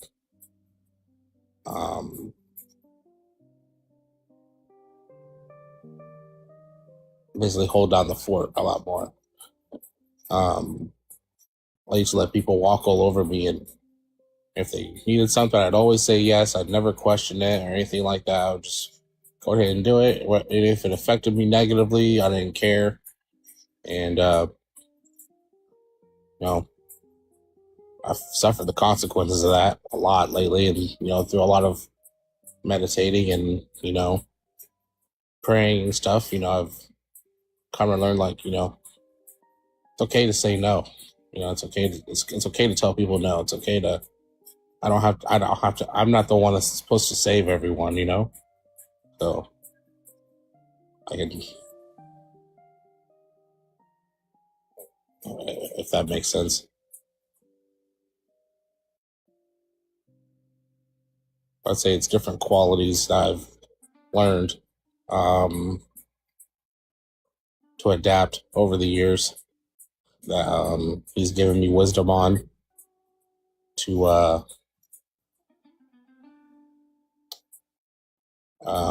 work on these habits. And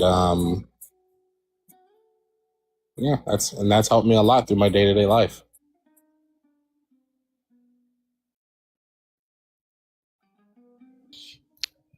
I hear often that people pray to God or gods or what have you.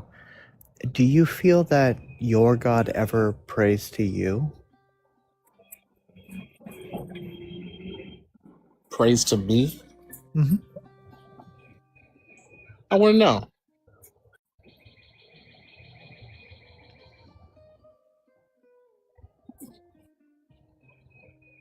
I'd have no idea if he prayed to me. The reason I ask is because people often pray for good tidings or for things to come true or for positive outcomes. So I've always wanted to ask someone who did believe in God or gods or goddesses or what have you, if they believed that their God would be praying to their practitioners that they also make good decisions and they are also making the changes on earth that they want to see happen.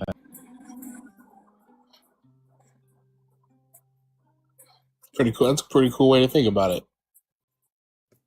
I really like that question. Yeah, that was good. Yeah, that's a solid question. I like this guy.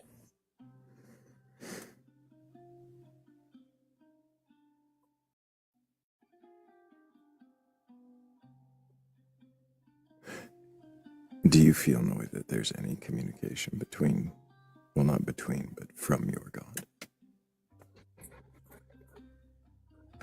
Oh yeah, of course. What communication?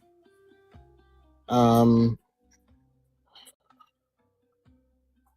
I've told you the story about when I was in a very high distress, and I was in and I had a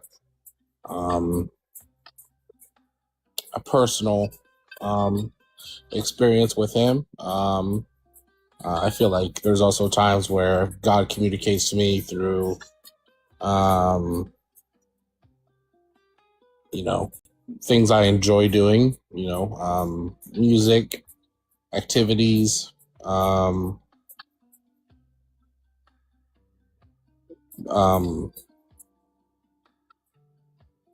when I find myself in these states of extreme zen, like calm, like,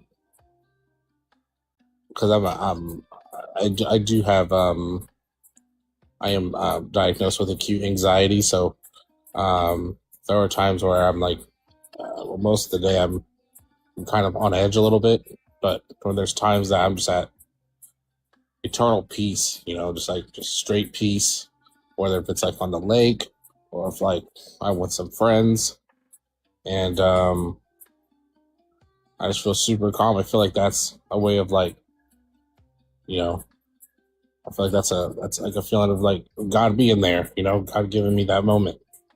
And but that's just my interpretation. It could be something completely different. It could be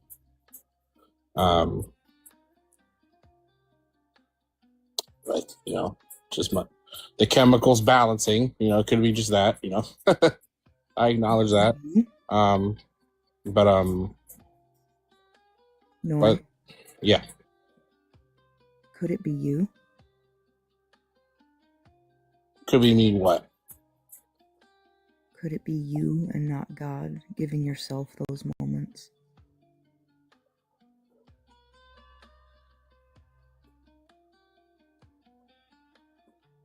Well, it could be me. And obviously all of it's me at the end of the day, like I'm not in that position if I don't put myself in that position, like I'm not gonna, if I find peace going fishing, it's on me to get in the car and drive to the lake. You know what I mean? Like God's not gonna just push me into the car and drive for me. I'm gonna Then why do that attribute- myself. Then why you attribute those things to God and not yourself? Well, it's because mostly it's it's nature. I didn't create nature. I feel like God did. I don't think he created the earth in 6 days, but I feel like the beauty of nature is on him. And at the end of the day, it's not really the fact that I do the things. I don't give credit to, well, I do give credit, but it's not just like I do give credit to myself to doing the thing. It's the opportunity to even be in that position that I give to God. It's like I thank him for giving me the opportunity to have the time to be out here, to be able to work and be able to afford a fishing rod and have the friends that tell me about these fishing spots. I'm grateful for just, I'm grateful for the good and I'm grateful for the bad because I learned from my mistakes. I'm sorry. I'm still struggling to understand. I'm not hearing anything you didn't do yourself, and I am struggling to understand.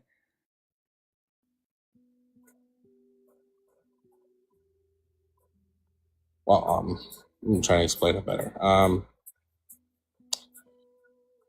Me physically doing it,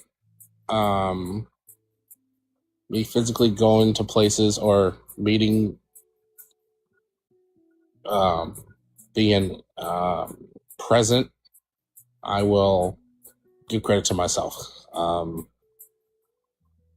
Whereas the opportunity and the will and stuff like that to do it, I'll give credit to him. What exactly is opportunity? I would say an opportunity is being offered a certain position that you didn't have before.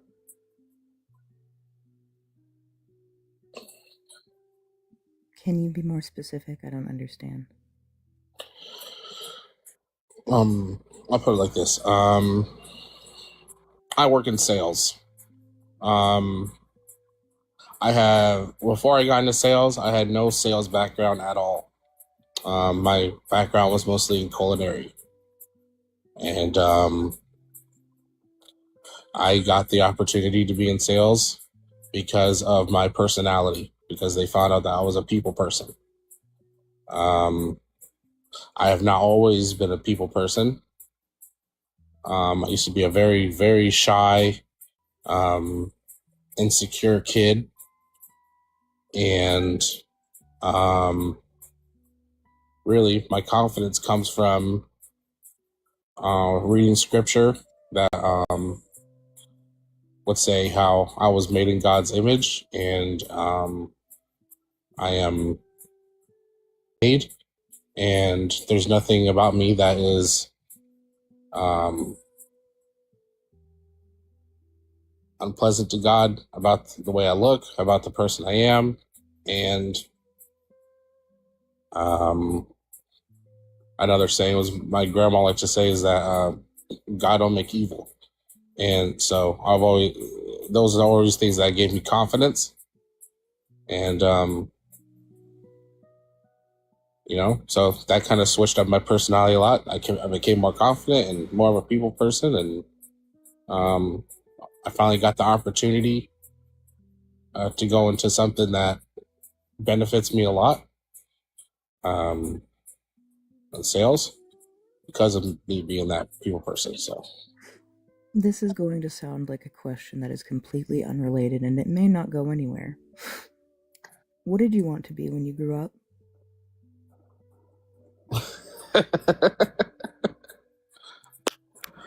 like when I retire, what do I want to be when I retire?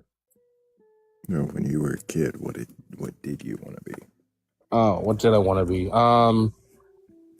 God, there's so many things I wanted to be.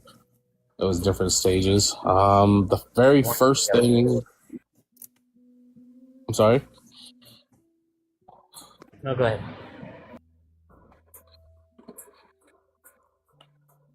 What'd you say, Hammy? He said, go ahead. Yeah. Oh, sorry. Very first thing I ever wanted to be was a pianist, musician in a way. Why? I saw the movie Ray with Jamie Foxx and loved it. Completely caught my attention. Piano looked awesome to me, especially in that scene where he's playing the Moonlight Sonata with the cigarette in his mouth. Mm-hmm. Oh, dude, I love that scene. That's probably like my favorite movie scene ever.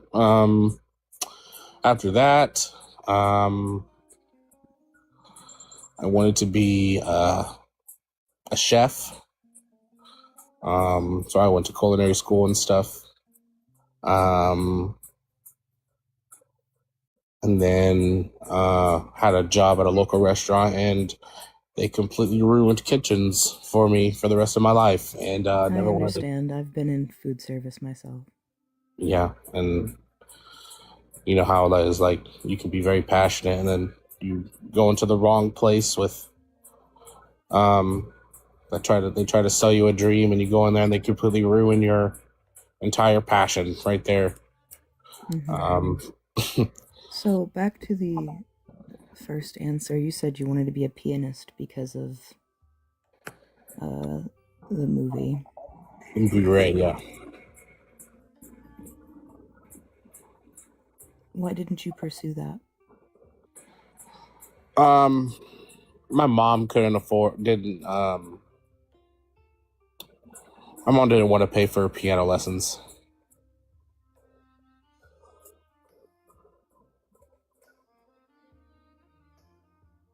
didn't think it was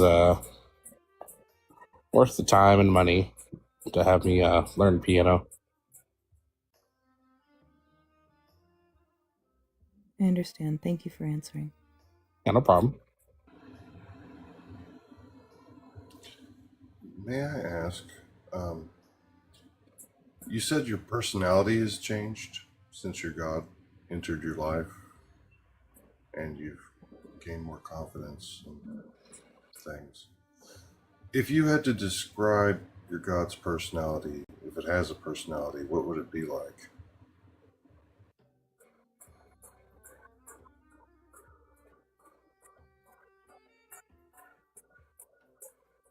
Mm,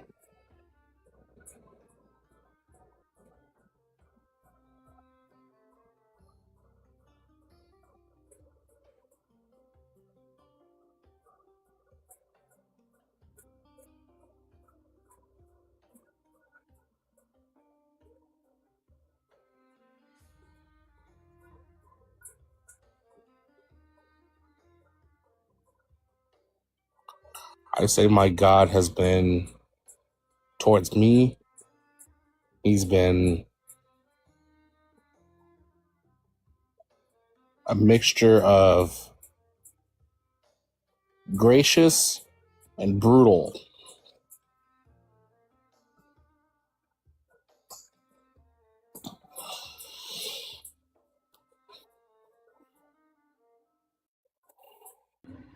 Would you mind elaborating on that a little bit? Yeah.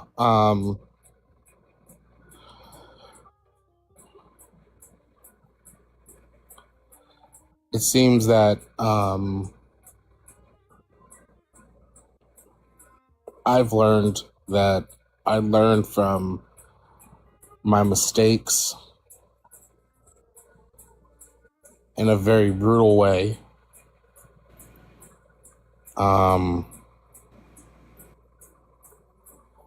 And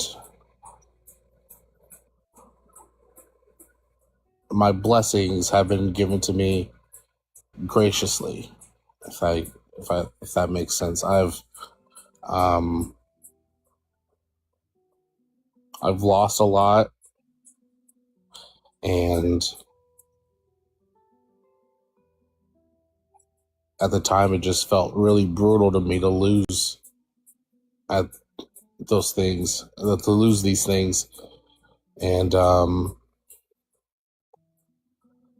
at the most worst times too, the worst times to have to catch an L, the worst times.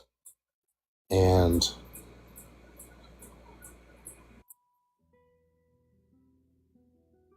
I would feel sorry for myself, then I'd get out of that, and then I'd try to learn from that loss. And the blessing I'd learn, the good thing I would learn from that loss always came gracefully. So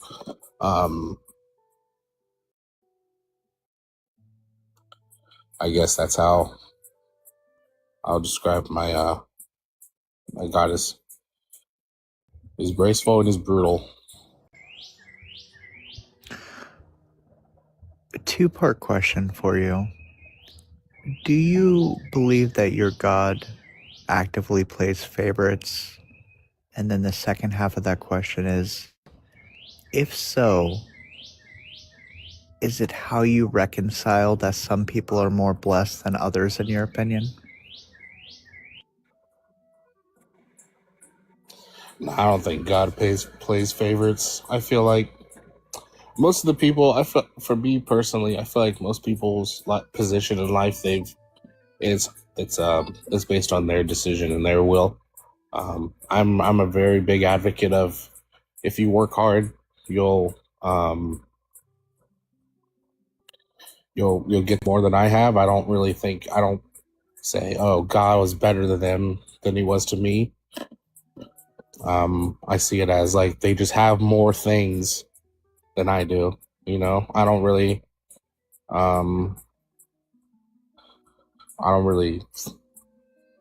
look at someone having, I guess, quote unquote, a better life than me, as having a better relationship with God than me. I don't see it as that.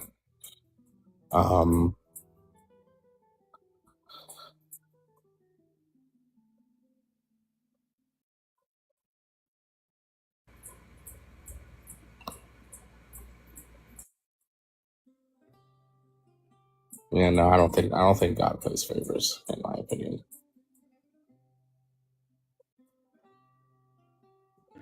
You said he's both gracious and brutal. Yeah. Does that come in any particular order? The way you described before was the brutal level, and then the grace was learning from it.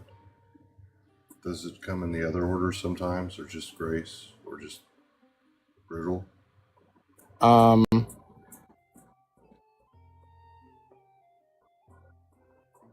haven't really noticed a pattern of, like, are you asking, like, is it good, bad, or is it like bad, good, or good, a lot of good, then some bad comes, or a lot of bad, then some good comes? Like, I haven't really noticed a pattern, really. For me personally, it's just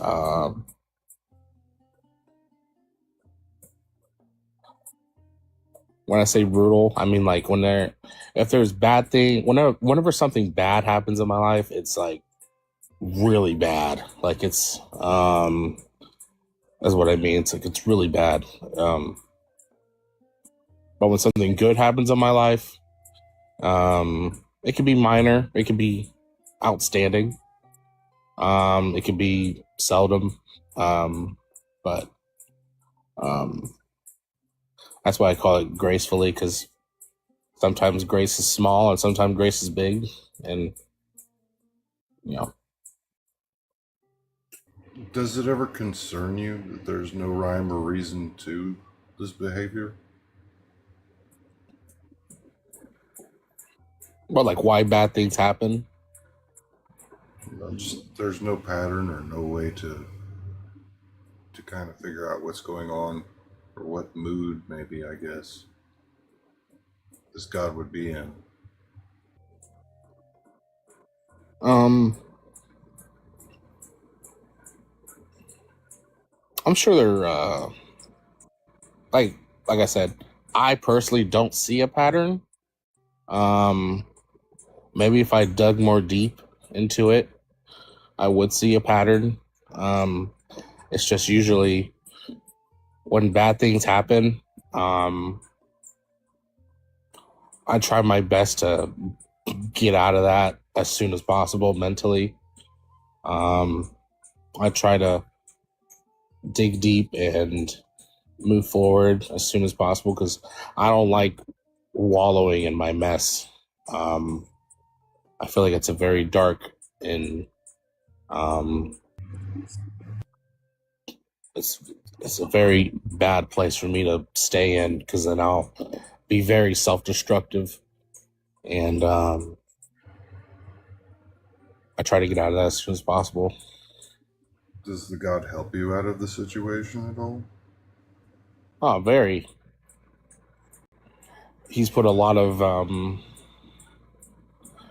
resources in my life for when bad things happen, I know where to go, and I know where I need to go, and I know who I need to listen to, and I know the places I need to be that I know will help me get out of that place. And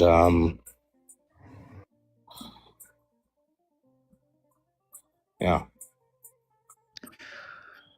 Now, you said that when good things happen, you kind of attribute it to the grace of God. Do you also give the same relevance when bad things happen, that that's also God's will? Yeah. Okay.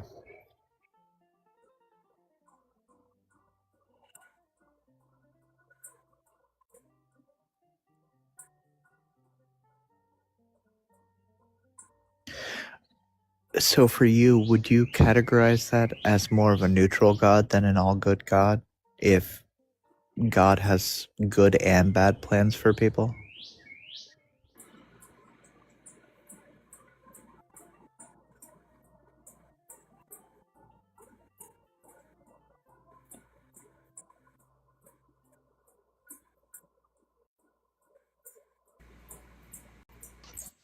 How's it going?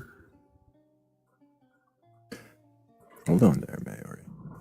We're waiting for Noi to answer a question. I don't know if it'd be considered neutral or not, because I see it as because the bad things in my life has always been loss, and I feel like everyone will experience loss. You know, someone in your life is gonna pass away at some point. Accidents happen. You know, people get sick.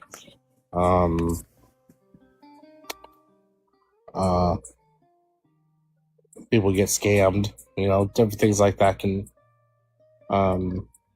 happen, and at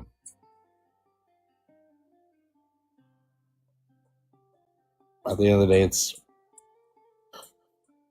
for me the peace that comes after that. I feel like that's where God really comes in, and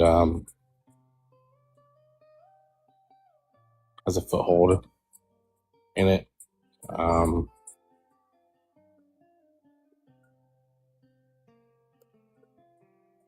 don't want to really say he's neutral.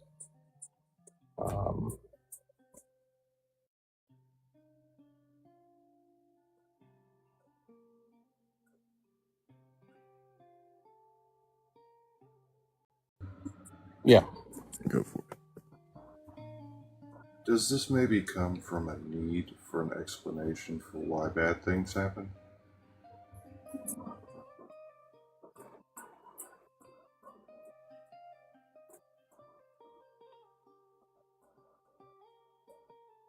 I personally don't know why bad things happen.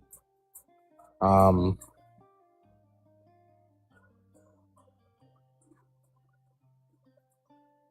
think bad things usually just happen because of bad people. Whether it's directly or indirectly.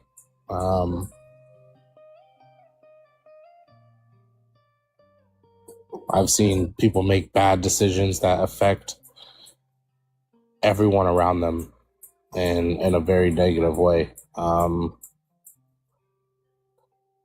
And I feel like that's probably how it goes. But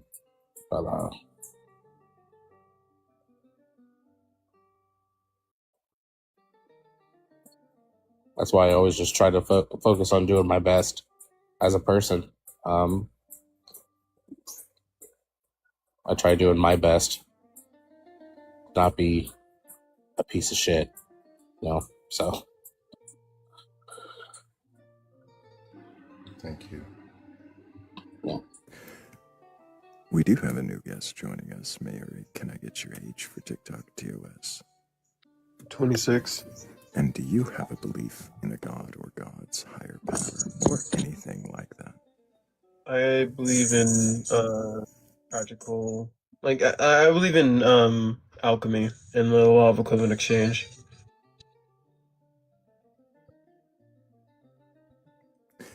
Do you believe in a god or gods, a higher power, or anything like that? Yeah, like alchemy. Yeah. Is alchemy your god? It's like a belief in power. What do you mean by that? Like there's energy like in everything. Things What can't. is energy? I couldn't give you a definition. But you said Anything. it's in Like everything. everything in our brains like run on electric signals. There's tons of how you say, whatever made the Big Bang is energy, I guess. You know what I mean? No, I don't know what you mean. What are you calling energy? Just electrical signals or the Big Bang? Alright. Mainly like energy is made up. Everything's made up of energy, like atoms, like everything. Right, but what is the energy? I don't know. couldn't So tell you. then, are you sure you know, like, why are you referencing it if you don't know what it is? Because you asked if I had a belief in a higher power or anything like that. I believe like the closest to that is just like the like potential that is like in different types of energy, I guess. Like What does that mean? whatever made the Big Bang would be something of like that magnitude. I feel like is of a similar caliber to like a believing in like a god or something similar. So you think something made the Big Bang? I think something caused the Big Bang. Why? Because it's just what my understanding is that it happened. What do you mean? Like the universe was created, something caused. Why do you think it was created? Because we're here. What does that mean, created? It is something that we did not see the origin of. We don't know how it happened. It's there for our experience. So I feel like Something exists, and that's what created means. No. What did you mean then by created? I'm not sure, I guess. I'm not sure exactly. I think Alex had a question. Go ahead, Alex. Yeah, you referenced both alchemy and the law of equivalent exchange. Where did you first? Equivalent exchange. I apologize for alchemy. I was just also. I know it's also just throughout alchemy as well. Mm-hmm. How? I want to go about this question as delicately as I can without referencing other materials. How did you come upon this concept? My grandmother, she's French, and she had like a lot of like history in her like lineage of people that practice were practicing alchemists. But I just take mainly like I take from that the law of equivalent exchange in the fact that like most things or everything is cause and effect. What Yeah. French. What Yes. do you mean by she had alchemy tradition? Like, I'm sorry. That I need you to explain that one to me. relatives. When it was introduced to me, it was her showing me like pictures and some of her old some of her family, or it's my mother's side, but some of their, how you say, not heirlooms, but just passed down like notes and books and stuff like that. Nothing like super crazy, just saying that we still had it. And there was like, I think it's 2 or 3 different people who practiced and studied alchemic something. I don't want to misquote her. But that's where I was introduced to it. And what have you. Do you believe in the concepts of things like the Philosopher's Stone or unlimited energy or different concepts that alchemy, proto-science kind of brought to the table? Not the majority of them that I have found. I think there might be like potential for limitless energy somewhere. I have not like went into, like I said, I think I more misspoke when I mentioned alchemy. I meant to more say like just I believe and live my life by the law of equivalent exchange in all things. I feel like everything's an exchange of energy and like effort on our end of our experience.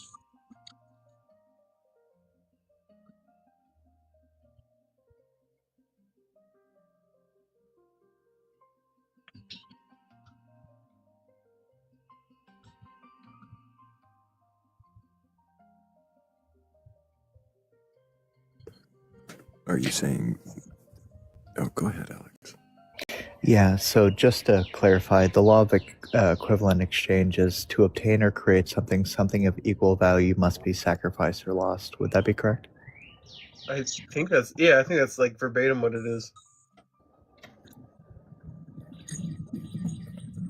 Just double checking there. I'm not Go ahead, 100% if there's like different I don't know if there's ever been like other interpretations of it. Where does the law of equivalent exchange come from again? I was told it was like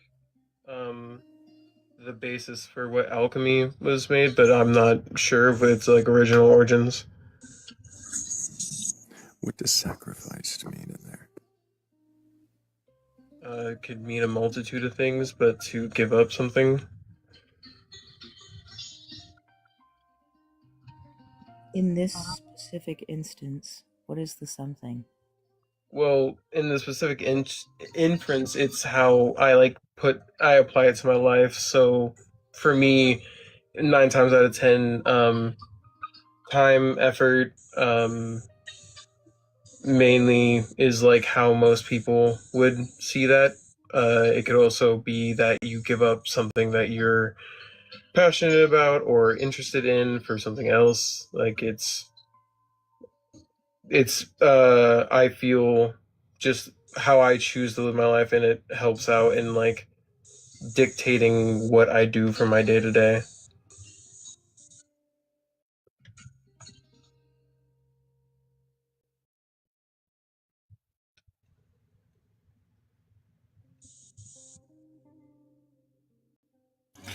What would this look like in practice? I'm trying to think about how in your day to day you would enact this.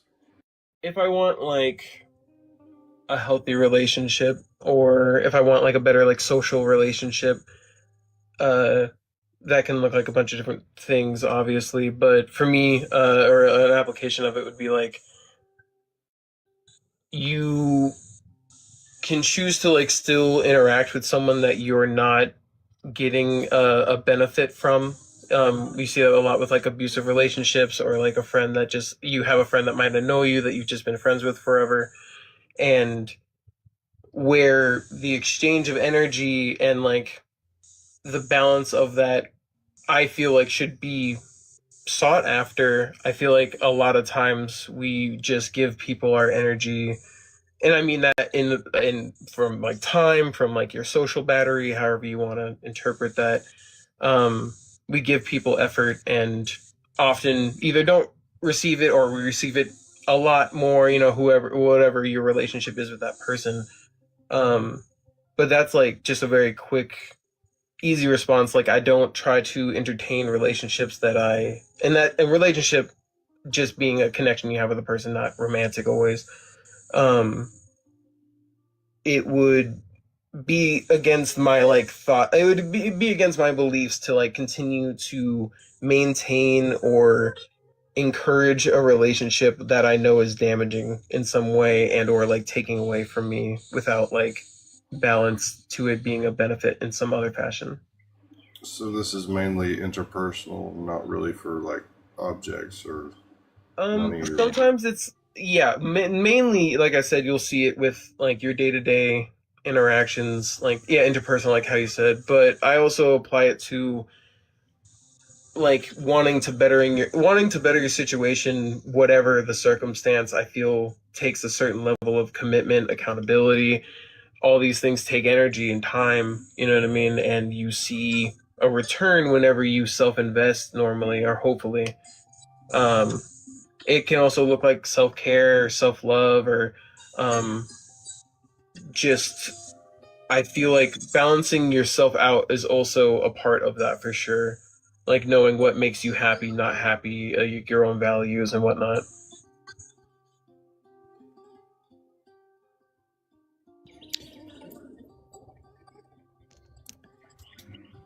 If I read further in this law of equivalent exchange, not the conversation I thought I was going to have tonight. The next line is. I was like, I wonder if I can come up and mention this. No, it's a very interesting. I have no issue with the philosophy. The next line is it embodies a principle of balance, meaning nothing is gained from nothing. The rule consists of two components: the conservation of mass, altering, not creating matter, and natural providence, what is created or limited by materials.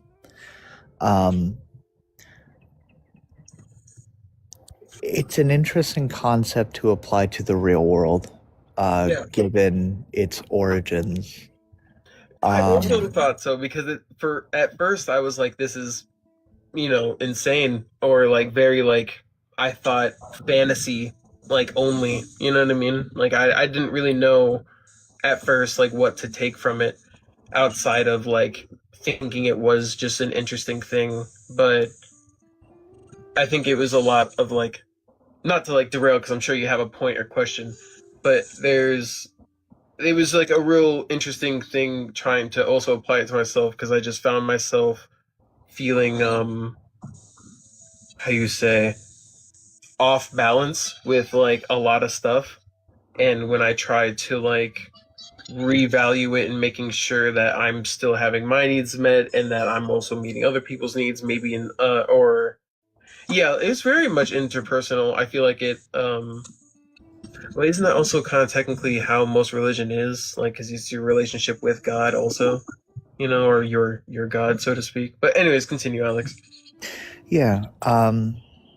So under a little bit, real life metaphors. The principle applies to daily life as a metaphor for effort and reward, such as trading time and effort to earn money, or in cooking, where the ingredients are lost to create a meal. I think that answers both sides' answer as well for you. Because I don't dislike the theory at all. I actually like the idea of equivalent exchange. Really nice, I think. It's an interesting concept because we as humans can't gain something without giving something or without sacrificing something. We can't make Not always negative either. Like, a good meal negative without in the- using seasonings, for example. Isn't it like funny to think how much it kind of fits or like is able to be applied in a way, or like but is it a universal law, or is this more of a Say again, sorry. Is it really a universal law, or is it more of a comforting idea, a thing that I think that we sometimes? I think that we can see it like in effect. Like you see very much when you put effort into something, something happens, whether it be what you wanted or not. There is a cause and effect to everything. Every action has a equal and opposite reaction, or however it goes. Is it really equal always? Even if you don't register it, yeah. Even if it's in the you were talking about using this in more interpersonal ways, right? So is that truly equal? Yeah, because y'all are all going to think about this even though we don't ever interact again. You know what I mean? So even though... No. And what I will think about is how you didn't let me get to the end of the question. Oh, sorry. Is it actually fully equal and opposite every time you interact with people? Is it really? I don't know if opposite applies. I'm not as sure if that's actually how the quote goes for that. Right. But Is it actually an equal exchange, though? For instance, if you interact with someone who has some kind of perhaps let's just go with something like a psychosis where they don't register right and wrong, and maybe they have difficulty with social cues, so they don't actually understand your mood. There's no way they can understand your intentions if you're being sarcastic. Is it really an equal exchange if the way people's minds are operating is different? Their interpretation and experience from it is no less. Even if it's completely different, it's still the same amount of them experiencing it. They didn't experience any... for their experience through life. Experience isn't missing something that you're putting into it. Couldn't there be some exchange there that is not equal? No, because again, like whatever they take from it is exactly.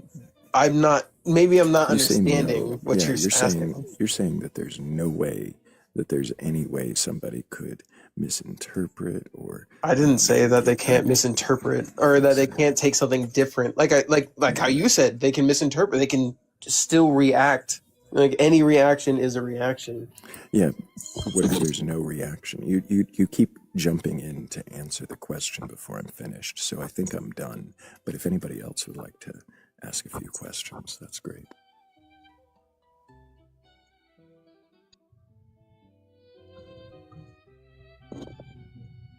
No? Okay. Well, it was nice of you to try, Mary, but it doesn't sound like you're actually capable of questioning this belief. It sounds like you're hard into it, and the moment I begin to ask a question, you like to talk over and interrupt defensively with an absolute certainty of no. I wonder why that is. Well, you don't want to continue the line of questioning, so I'm not sure No, how. because you've been Look, you're interrupting me. rude and defensive. Well, actually, you were trying to say some stuff, and I did not like interrupt from the get-go. There is not like a time where I was over speaking on here like that. But if that's your Yes, there was multiple times, nearly every question. And yeah, I get to interrupt. I'm the host. I don't think you've understood. This is to see if you can question your beliefs, not just for you to display them and talk about them. And I hear you answering questions, but I haven't heard you actually question anything. And the one time I presented something that seemed like it could be questionable, you instantly go off with an absolute certain no, interrupting me. You didn't even get to hear the end of the question. I'd love to have finished it, but I don't think it matters. You're in an absolute dogmatic belief you can't question. So you don't think that, you think just like leaving that be is how you would handle that? I feel that if someone is an absolute, wouldn't the goal to be not to have them do that? I'm not in that habit of forcing people to question their beliefs. I'm here to see if you actually can. Yeah, you can get off my panel with your passive-aggressive attitude. That was so unnecessary. That was so unnecessary.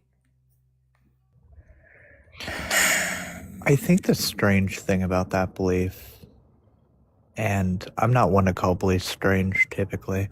Once again, the belief is to obtain or create something of equal value must be sacrificed or lost. Now, in the anime, where that philosophy comes from, the very first episode, this law goes right out the window when they try to resurrect their mother. And one, Full Metal Alchemist? Yeah, Full Metal. Mm-hmm. One of the brothers loses his body, and Actually, alchemy. yeah, right. And the other brother loses his arm and his leg trying to get his brother's body back. Ultimately, only gets his soul, and all of this ultimately ends. Spoilers, with one of the brothers trying to get his brother back again by giving up his alchemy completely to God. That's I mean that's what it is. Like it has nothing to do with fucking alchemy. No. Yep.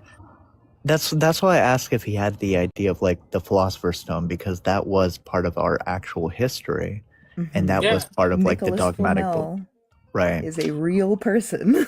Yeah. And that's why I also called alchemy proto-science. I meant no harm by saying it that way, but it led to the idea of science and the scientific method and everything. Well, I mean, it led to chemistry. It's in my bio. It's in my bio. Literally says alchemy to chemistry. What are we doing? Right. Like, I just like alchemy. Like, you know, we can call it quack science because I mean that's what it was back in the day. But it led to some really important discoveries, including pew pew powder. Like that's one of the biggest things that we use for fireworks. We use it for a lot of different things today. Metals, alloys, those kinds of things. Yeah, all those alloys that we used on a daily basis came from alchemy. So it had some really good discoveries within it. And of course, just chemistry. Yeah, as soon as I heard alchemy followed by equivalent exchange, I had to mute myself because I was like, I know where this is going and I want to take it seriously. I really, really do. Because don't get me wrong, like anime does explore some very deep philosophical concepts, right? And many have made me very much think my own position on different ethical dilemmas. And I've incorporated some of that philosophy into my real life. But when the question is, do you have a belief in a god, gods, or something that's spiritual and what have you, bringing up alchemy and equivalent exchange might not be the right forum for that question or for that answer. Guys, I don't know what you're talking about. I get all of my information just solely from anime because it'll never steer me wrong. This is also why it's important to watch anime, so you can catch these kinds of things. Yes.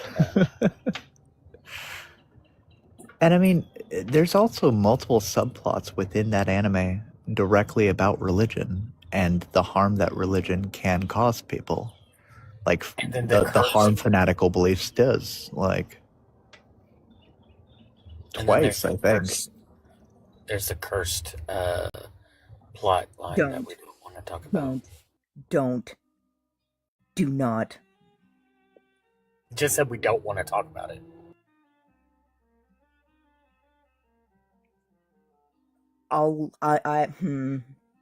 You want to see me abuse mod powers? Bring that up. Like, every time I see it brought up, I sit there, I'm like, how fucking dare you? Also, I'm pretty sure I read not too long ago about transforming lead into gold actually being something we can do, but it is damn sure not an equivalent exchange. No, because the thing is the amount of gold we get is so insignificant, and the amount of energy it takes to do it is so surmountable that it becomes worthless to do it. Isn't it similar with pressure diamonds? I believe so. Created ones, yeah, I think. Yeah. Yeah. I think they're called like carbon diamonds, but I'm no jeweler. I do not have heavy experience in Most jewels. diamonds are carbon. That's the base element of diamonds. I'm pretty sure those diamonds are used in like construction. They're not really used for like jewels, like not like jewel grade diamonds. If you want a cheap diamond, all you have to do is get zircon. I think that's the rock name. Yes, that's correct. Just like diamonds, and they are really, really good. And if you want to question your beliefs, just hit one of those, well, that one box down there, or the pink and blue people next to your chat box. Either one will help you get up here on the panel, and we're not here to debate you. No one's here to prove you wrong or burgle your god. I really just want to know if you can question your belief in a god or gods or higher power or anything like that. Do you think you can? If I had a god, yes, I could. So I don't see why someone else couldn't, but who knows?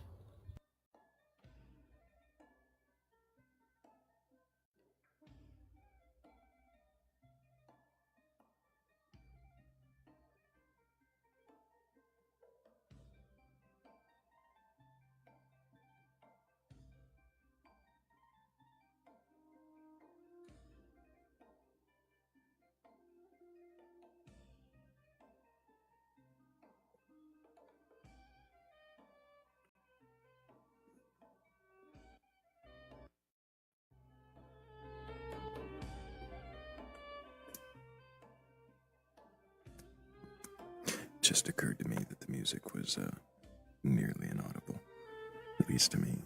I don't know if you guys can hear it. It was very, very low. It was, but we can hear it now.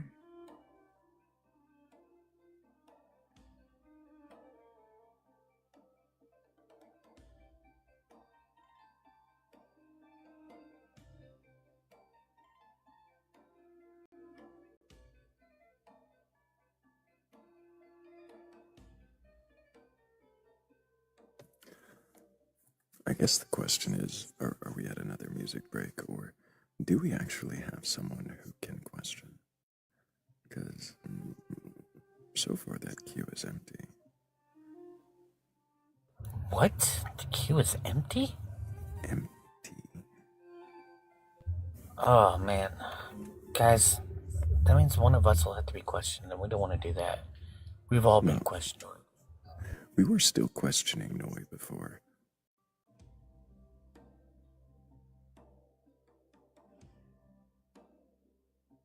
Maybe we could question him more if he's up for it.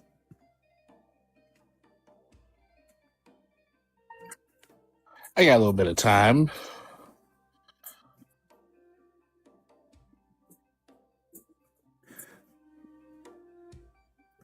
You might have just gotten a reprieve. Oh. Hello, Anastasia. Can I get your age for TikTok TOS? I'm 20. And do you have a belief in a god or gods, higher power, or anything like that? Yeah, I have a belief in a higher power called Mother Nature. Also, What year were you born? 2006, Which month? February 27th.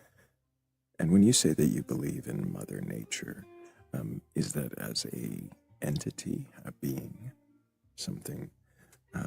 Yeah, she's a being. She's an entity. She's a god. What does that mean?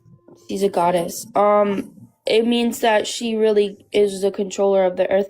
I mean, Christianity was.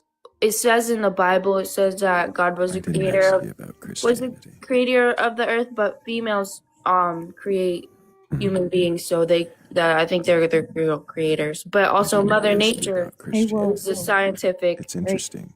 You've got explanation for how the earth ask you about turns. Christianity, and now you're saying Mother Nature holds a scientific explanation of how the earth turns. Yeah, and What does that even mean? it's both scientific and she's also the ruler. She's a god. That didn't answer my question at all. Okay, well, which one has more evidence behind it, the Bible or Mother Nature? Anastasia, I didn't ask you anything about the Bible. Nobody said anything about the Bible except you. Every Why are you Bible. obsessed Let's with bring the in Bible? every Why are Bible. you obsessed with the Bible? Why are you obsessed with the devil? I'm not, Anastasia. Why did you request to be on my panel just to disrespect Because I was gonna say that all transgenders should be You can new. get the fuck off of my panel and out of my life forever. Never come back, you Absolutely not. Absolutely not. Take a breath. Take a breath. Everybody breathe. It's been handled. Breathing is nice.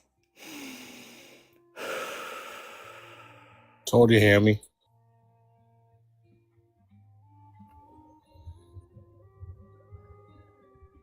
I'm fine. I'm fine. You're fine. Everybody's fine. fucking disgusting. Yeah. Mm-hmm. Mm-hmm. Mm-hmm. Yeah. Mm-hmm. Yeah, I'm totally fucking fine right now. What the fuck is wrong with people, dude? If you figure that out, let me know. I think I would have preferred the alchemy guy. Bring the weeaboo. Bring the weeaboo back up here. I'm done. Yeah. I'm done with Maybe we can get some other Genuine philosophical debates about No debate. the anime gods. No debate. No debate. No, I'm sorry, not debates. just Questions. I'd almost Sorry. prefer a debate. Split up. Right at this point. I'm pretty sure that if somebody gave Thrayle two options and says, you can either debate or talk to that person, can Thrayle be like, all right, let's go debate. All right. Which side am I on? Like, is it what position are we debating right now? Prisoner of Azkaban over call by fire. You'd lose. No, Thrayle would have to argue the ethics of a philosopher's stone, being that it's thousands of human souls strapped into a device that can give infinite power.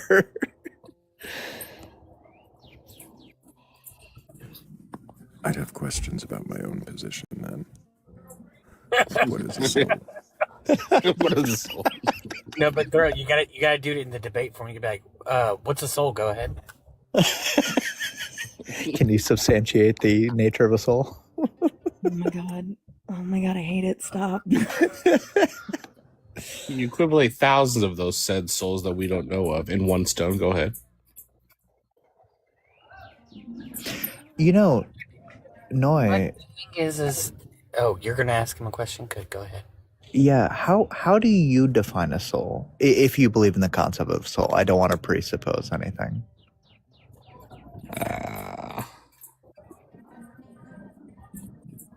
How would I think of a soul? I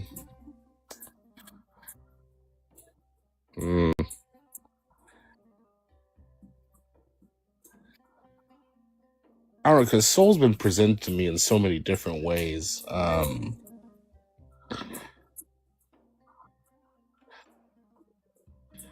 My first interpretation of a soul, the one I hold strongest to, was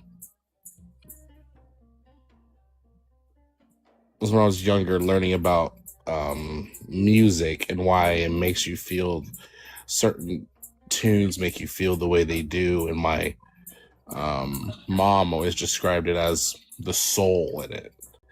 And I remember asking her, "What's the soul?" And she would say, well, she would say music is structured, right? Usually there's a system to it. These chords work with these chords, and you have to play them in this sort of way. The soul is when it's personified, taken out of the structure, and played more on feeling rather than on the instruction of it. And that feeling, that good feeling you get when you get out of that structure, out of that indoctrination, that teaching of what music is, that music theory, that's soul music. And so when I always thought of soul, I always thought it was more of a personified essence that is, I guess, can't really be quantified or measured really, but it's just experienced. And it could touch everyone, it could touch no one, but that is the soul. So that was always my first interpretation. It was like some sort of essence. Well, what is essence?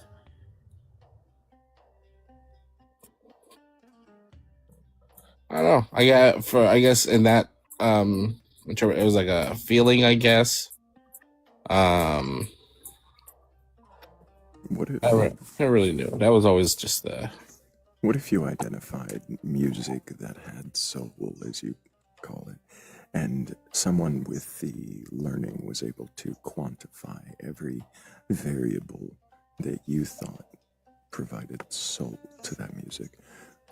Would that still describe what you're talking about when you talk about soul beyond music? Well, yeah, because obviously, like, think of like the way James Brown thought of soul. James Brown thought soul as like what they would argue as non-musical, but it felt good. You know what I'm saying? Like, this isn't how music is supposed, how quote unquote this is not how the drums are supposed to be played, but the way they're played brings out a certain feeling that makes it feel good. You know, as long as it feels good, that's all that matters. That's soul. And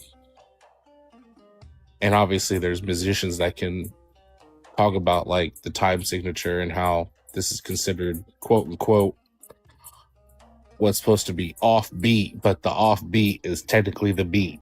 They can explain it a lot better than I can, but Right, things like swing, syncopation, like you said, the offbeat. So if those things can be quantified, is that still soul?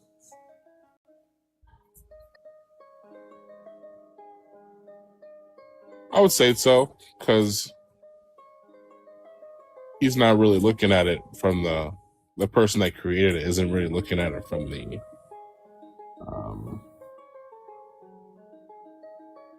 it being like from the theory standpoint. It's mostly off the feeling standpoint, you know. So outside of music, what is soul?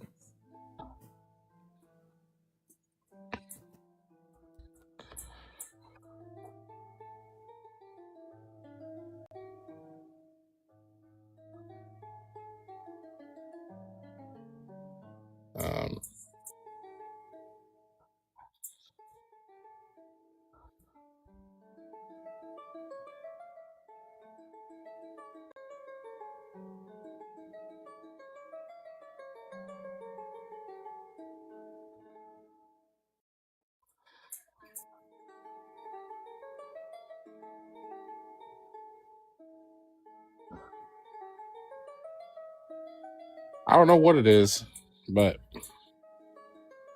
it's awesome. I don't, that's all I can really say. I don't really know what it is, man. Because it's, I guess it's some sort of like very deep,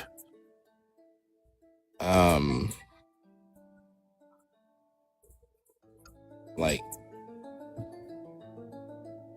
strong essence of like, I guess, love or admiration, I guess, is what soul is. I've never really never really dove deep into what soul is. It's just, you know, I think of soul music, soul food, soul. It's always some sort of very strong admiration or love. That is isn't really defined. I don't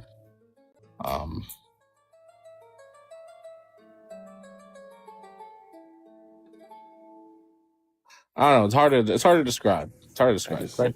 Especially I just want you to know you're forcing my hand. What is love?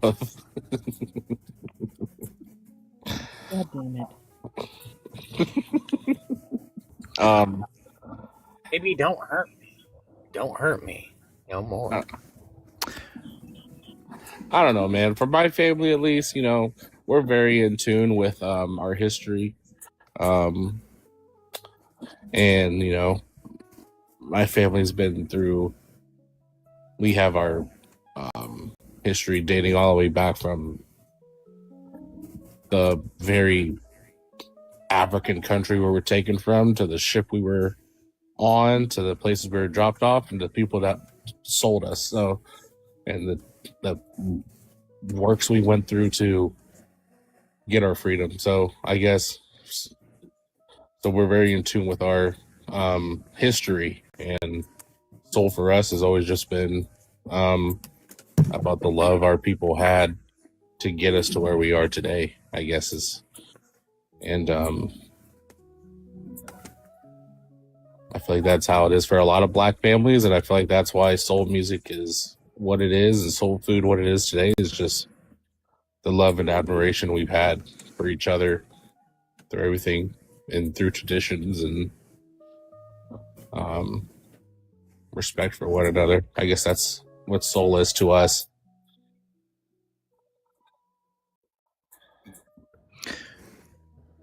Go ahead. Do you think there's ever times where a theist and an atheist are having the same conversation but using different terminology? For example, an atheist may say consciousness or human experience, and a theist may say soul, and they're both talking about the same concept, but they're just using different terminology and they kind of get caught up in the minutia.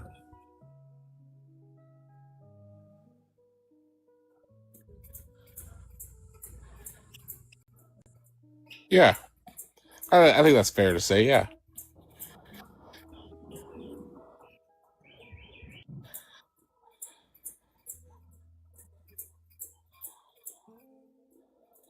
Did anyone else see that cat? Hell yeah. Thank you, cat girl. Hey, you.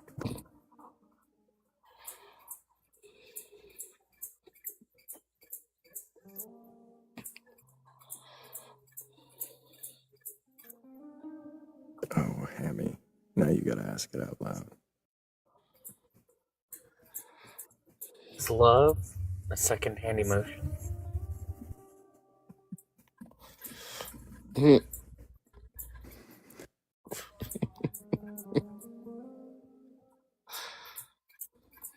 What's love got to do with it?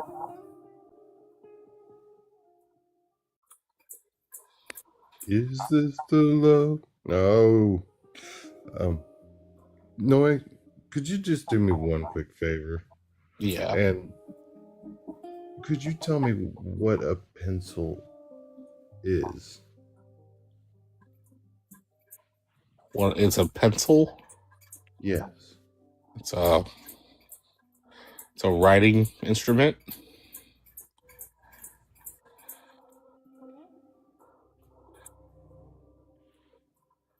That's what it is? That's what I know it to be.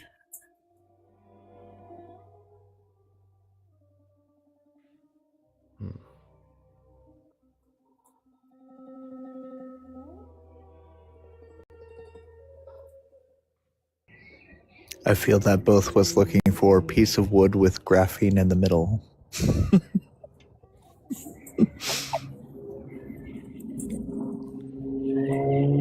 Yeah. I was just seeing if he would give me what it was or what it does.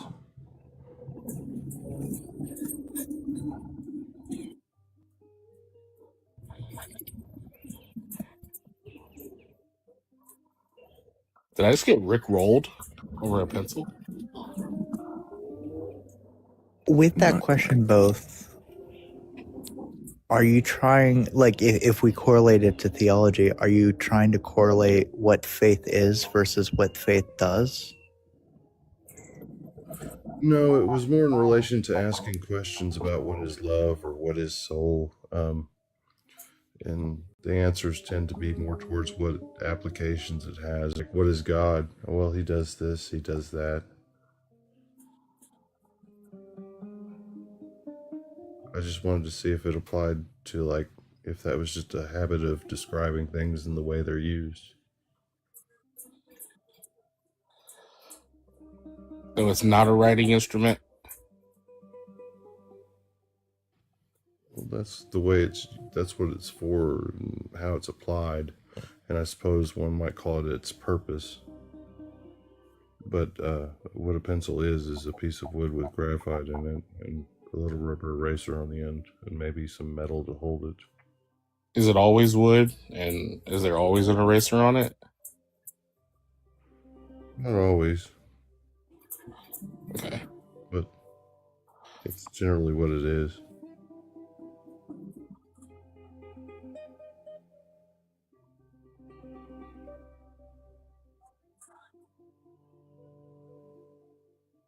I just wanted to see if it was maybe a difference in the way we think. Like,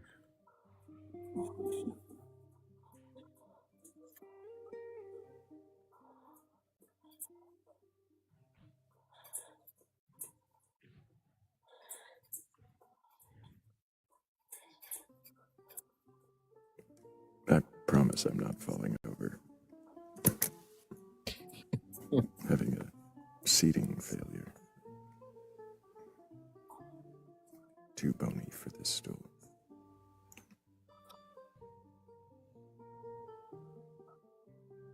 All right, we'll get you that lazy boy soon.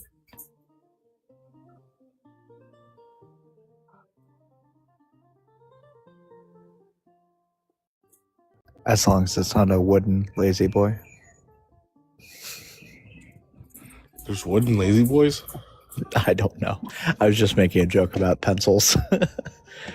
I think you made a powerful point though, which is a pencil doesn't always have to be made of wood or have graphene in it. It could be a lead pencil, it could be a mechanical pencil. That is an interesting point because different people have different concepts of God too. Or gods or goddesses.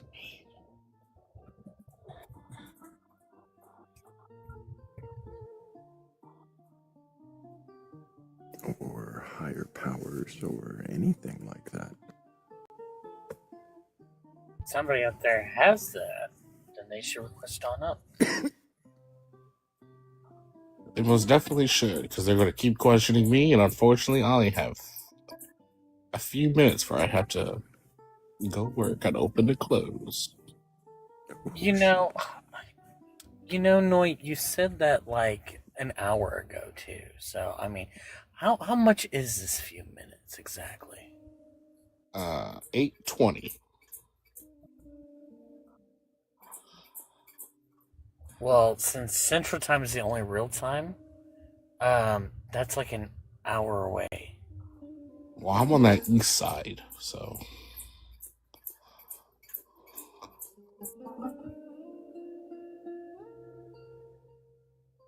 But science told me that time is relative. Fireman told me that.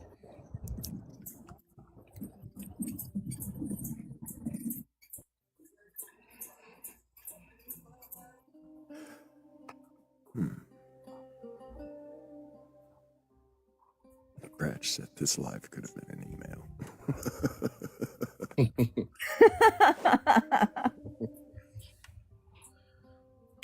Everybody would have liked great references, Brash.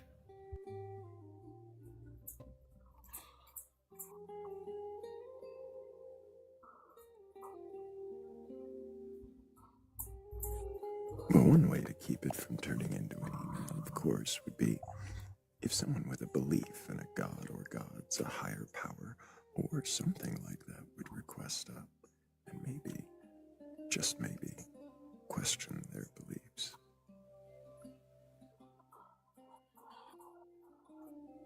No pressure.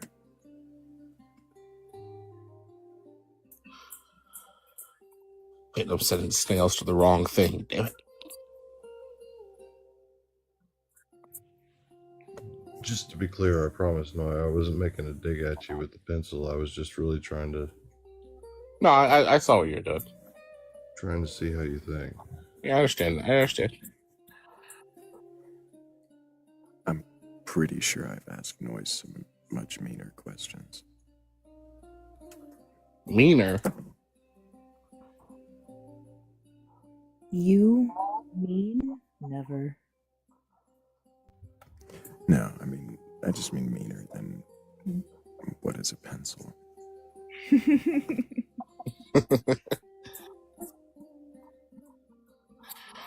I'm trying to think of a meaner question that you've asked me. I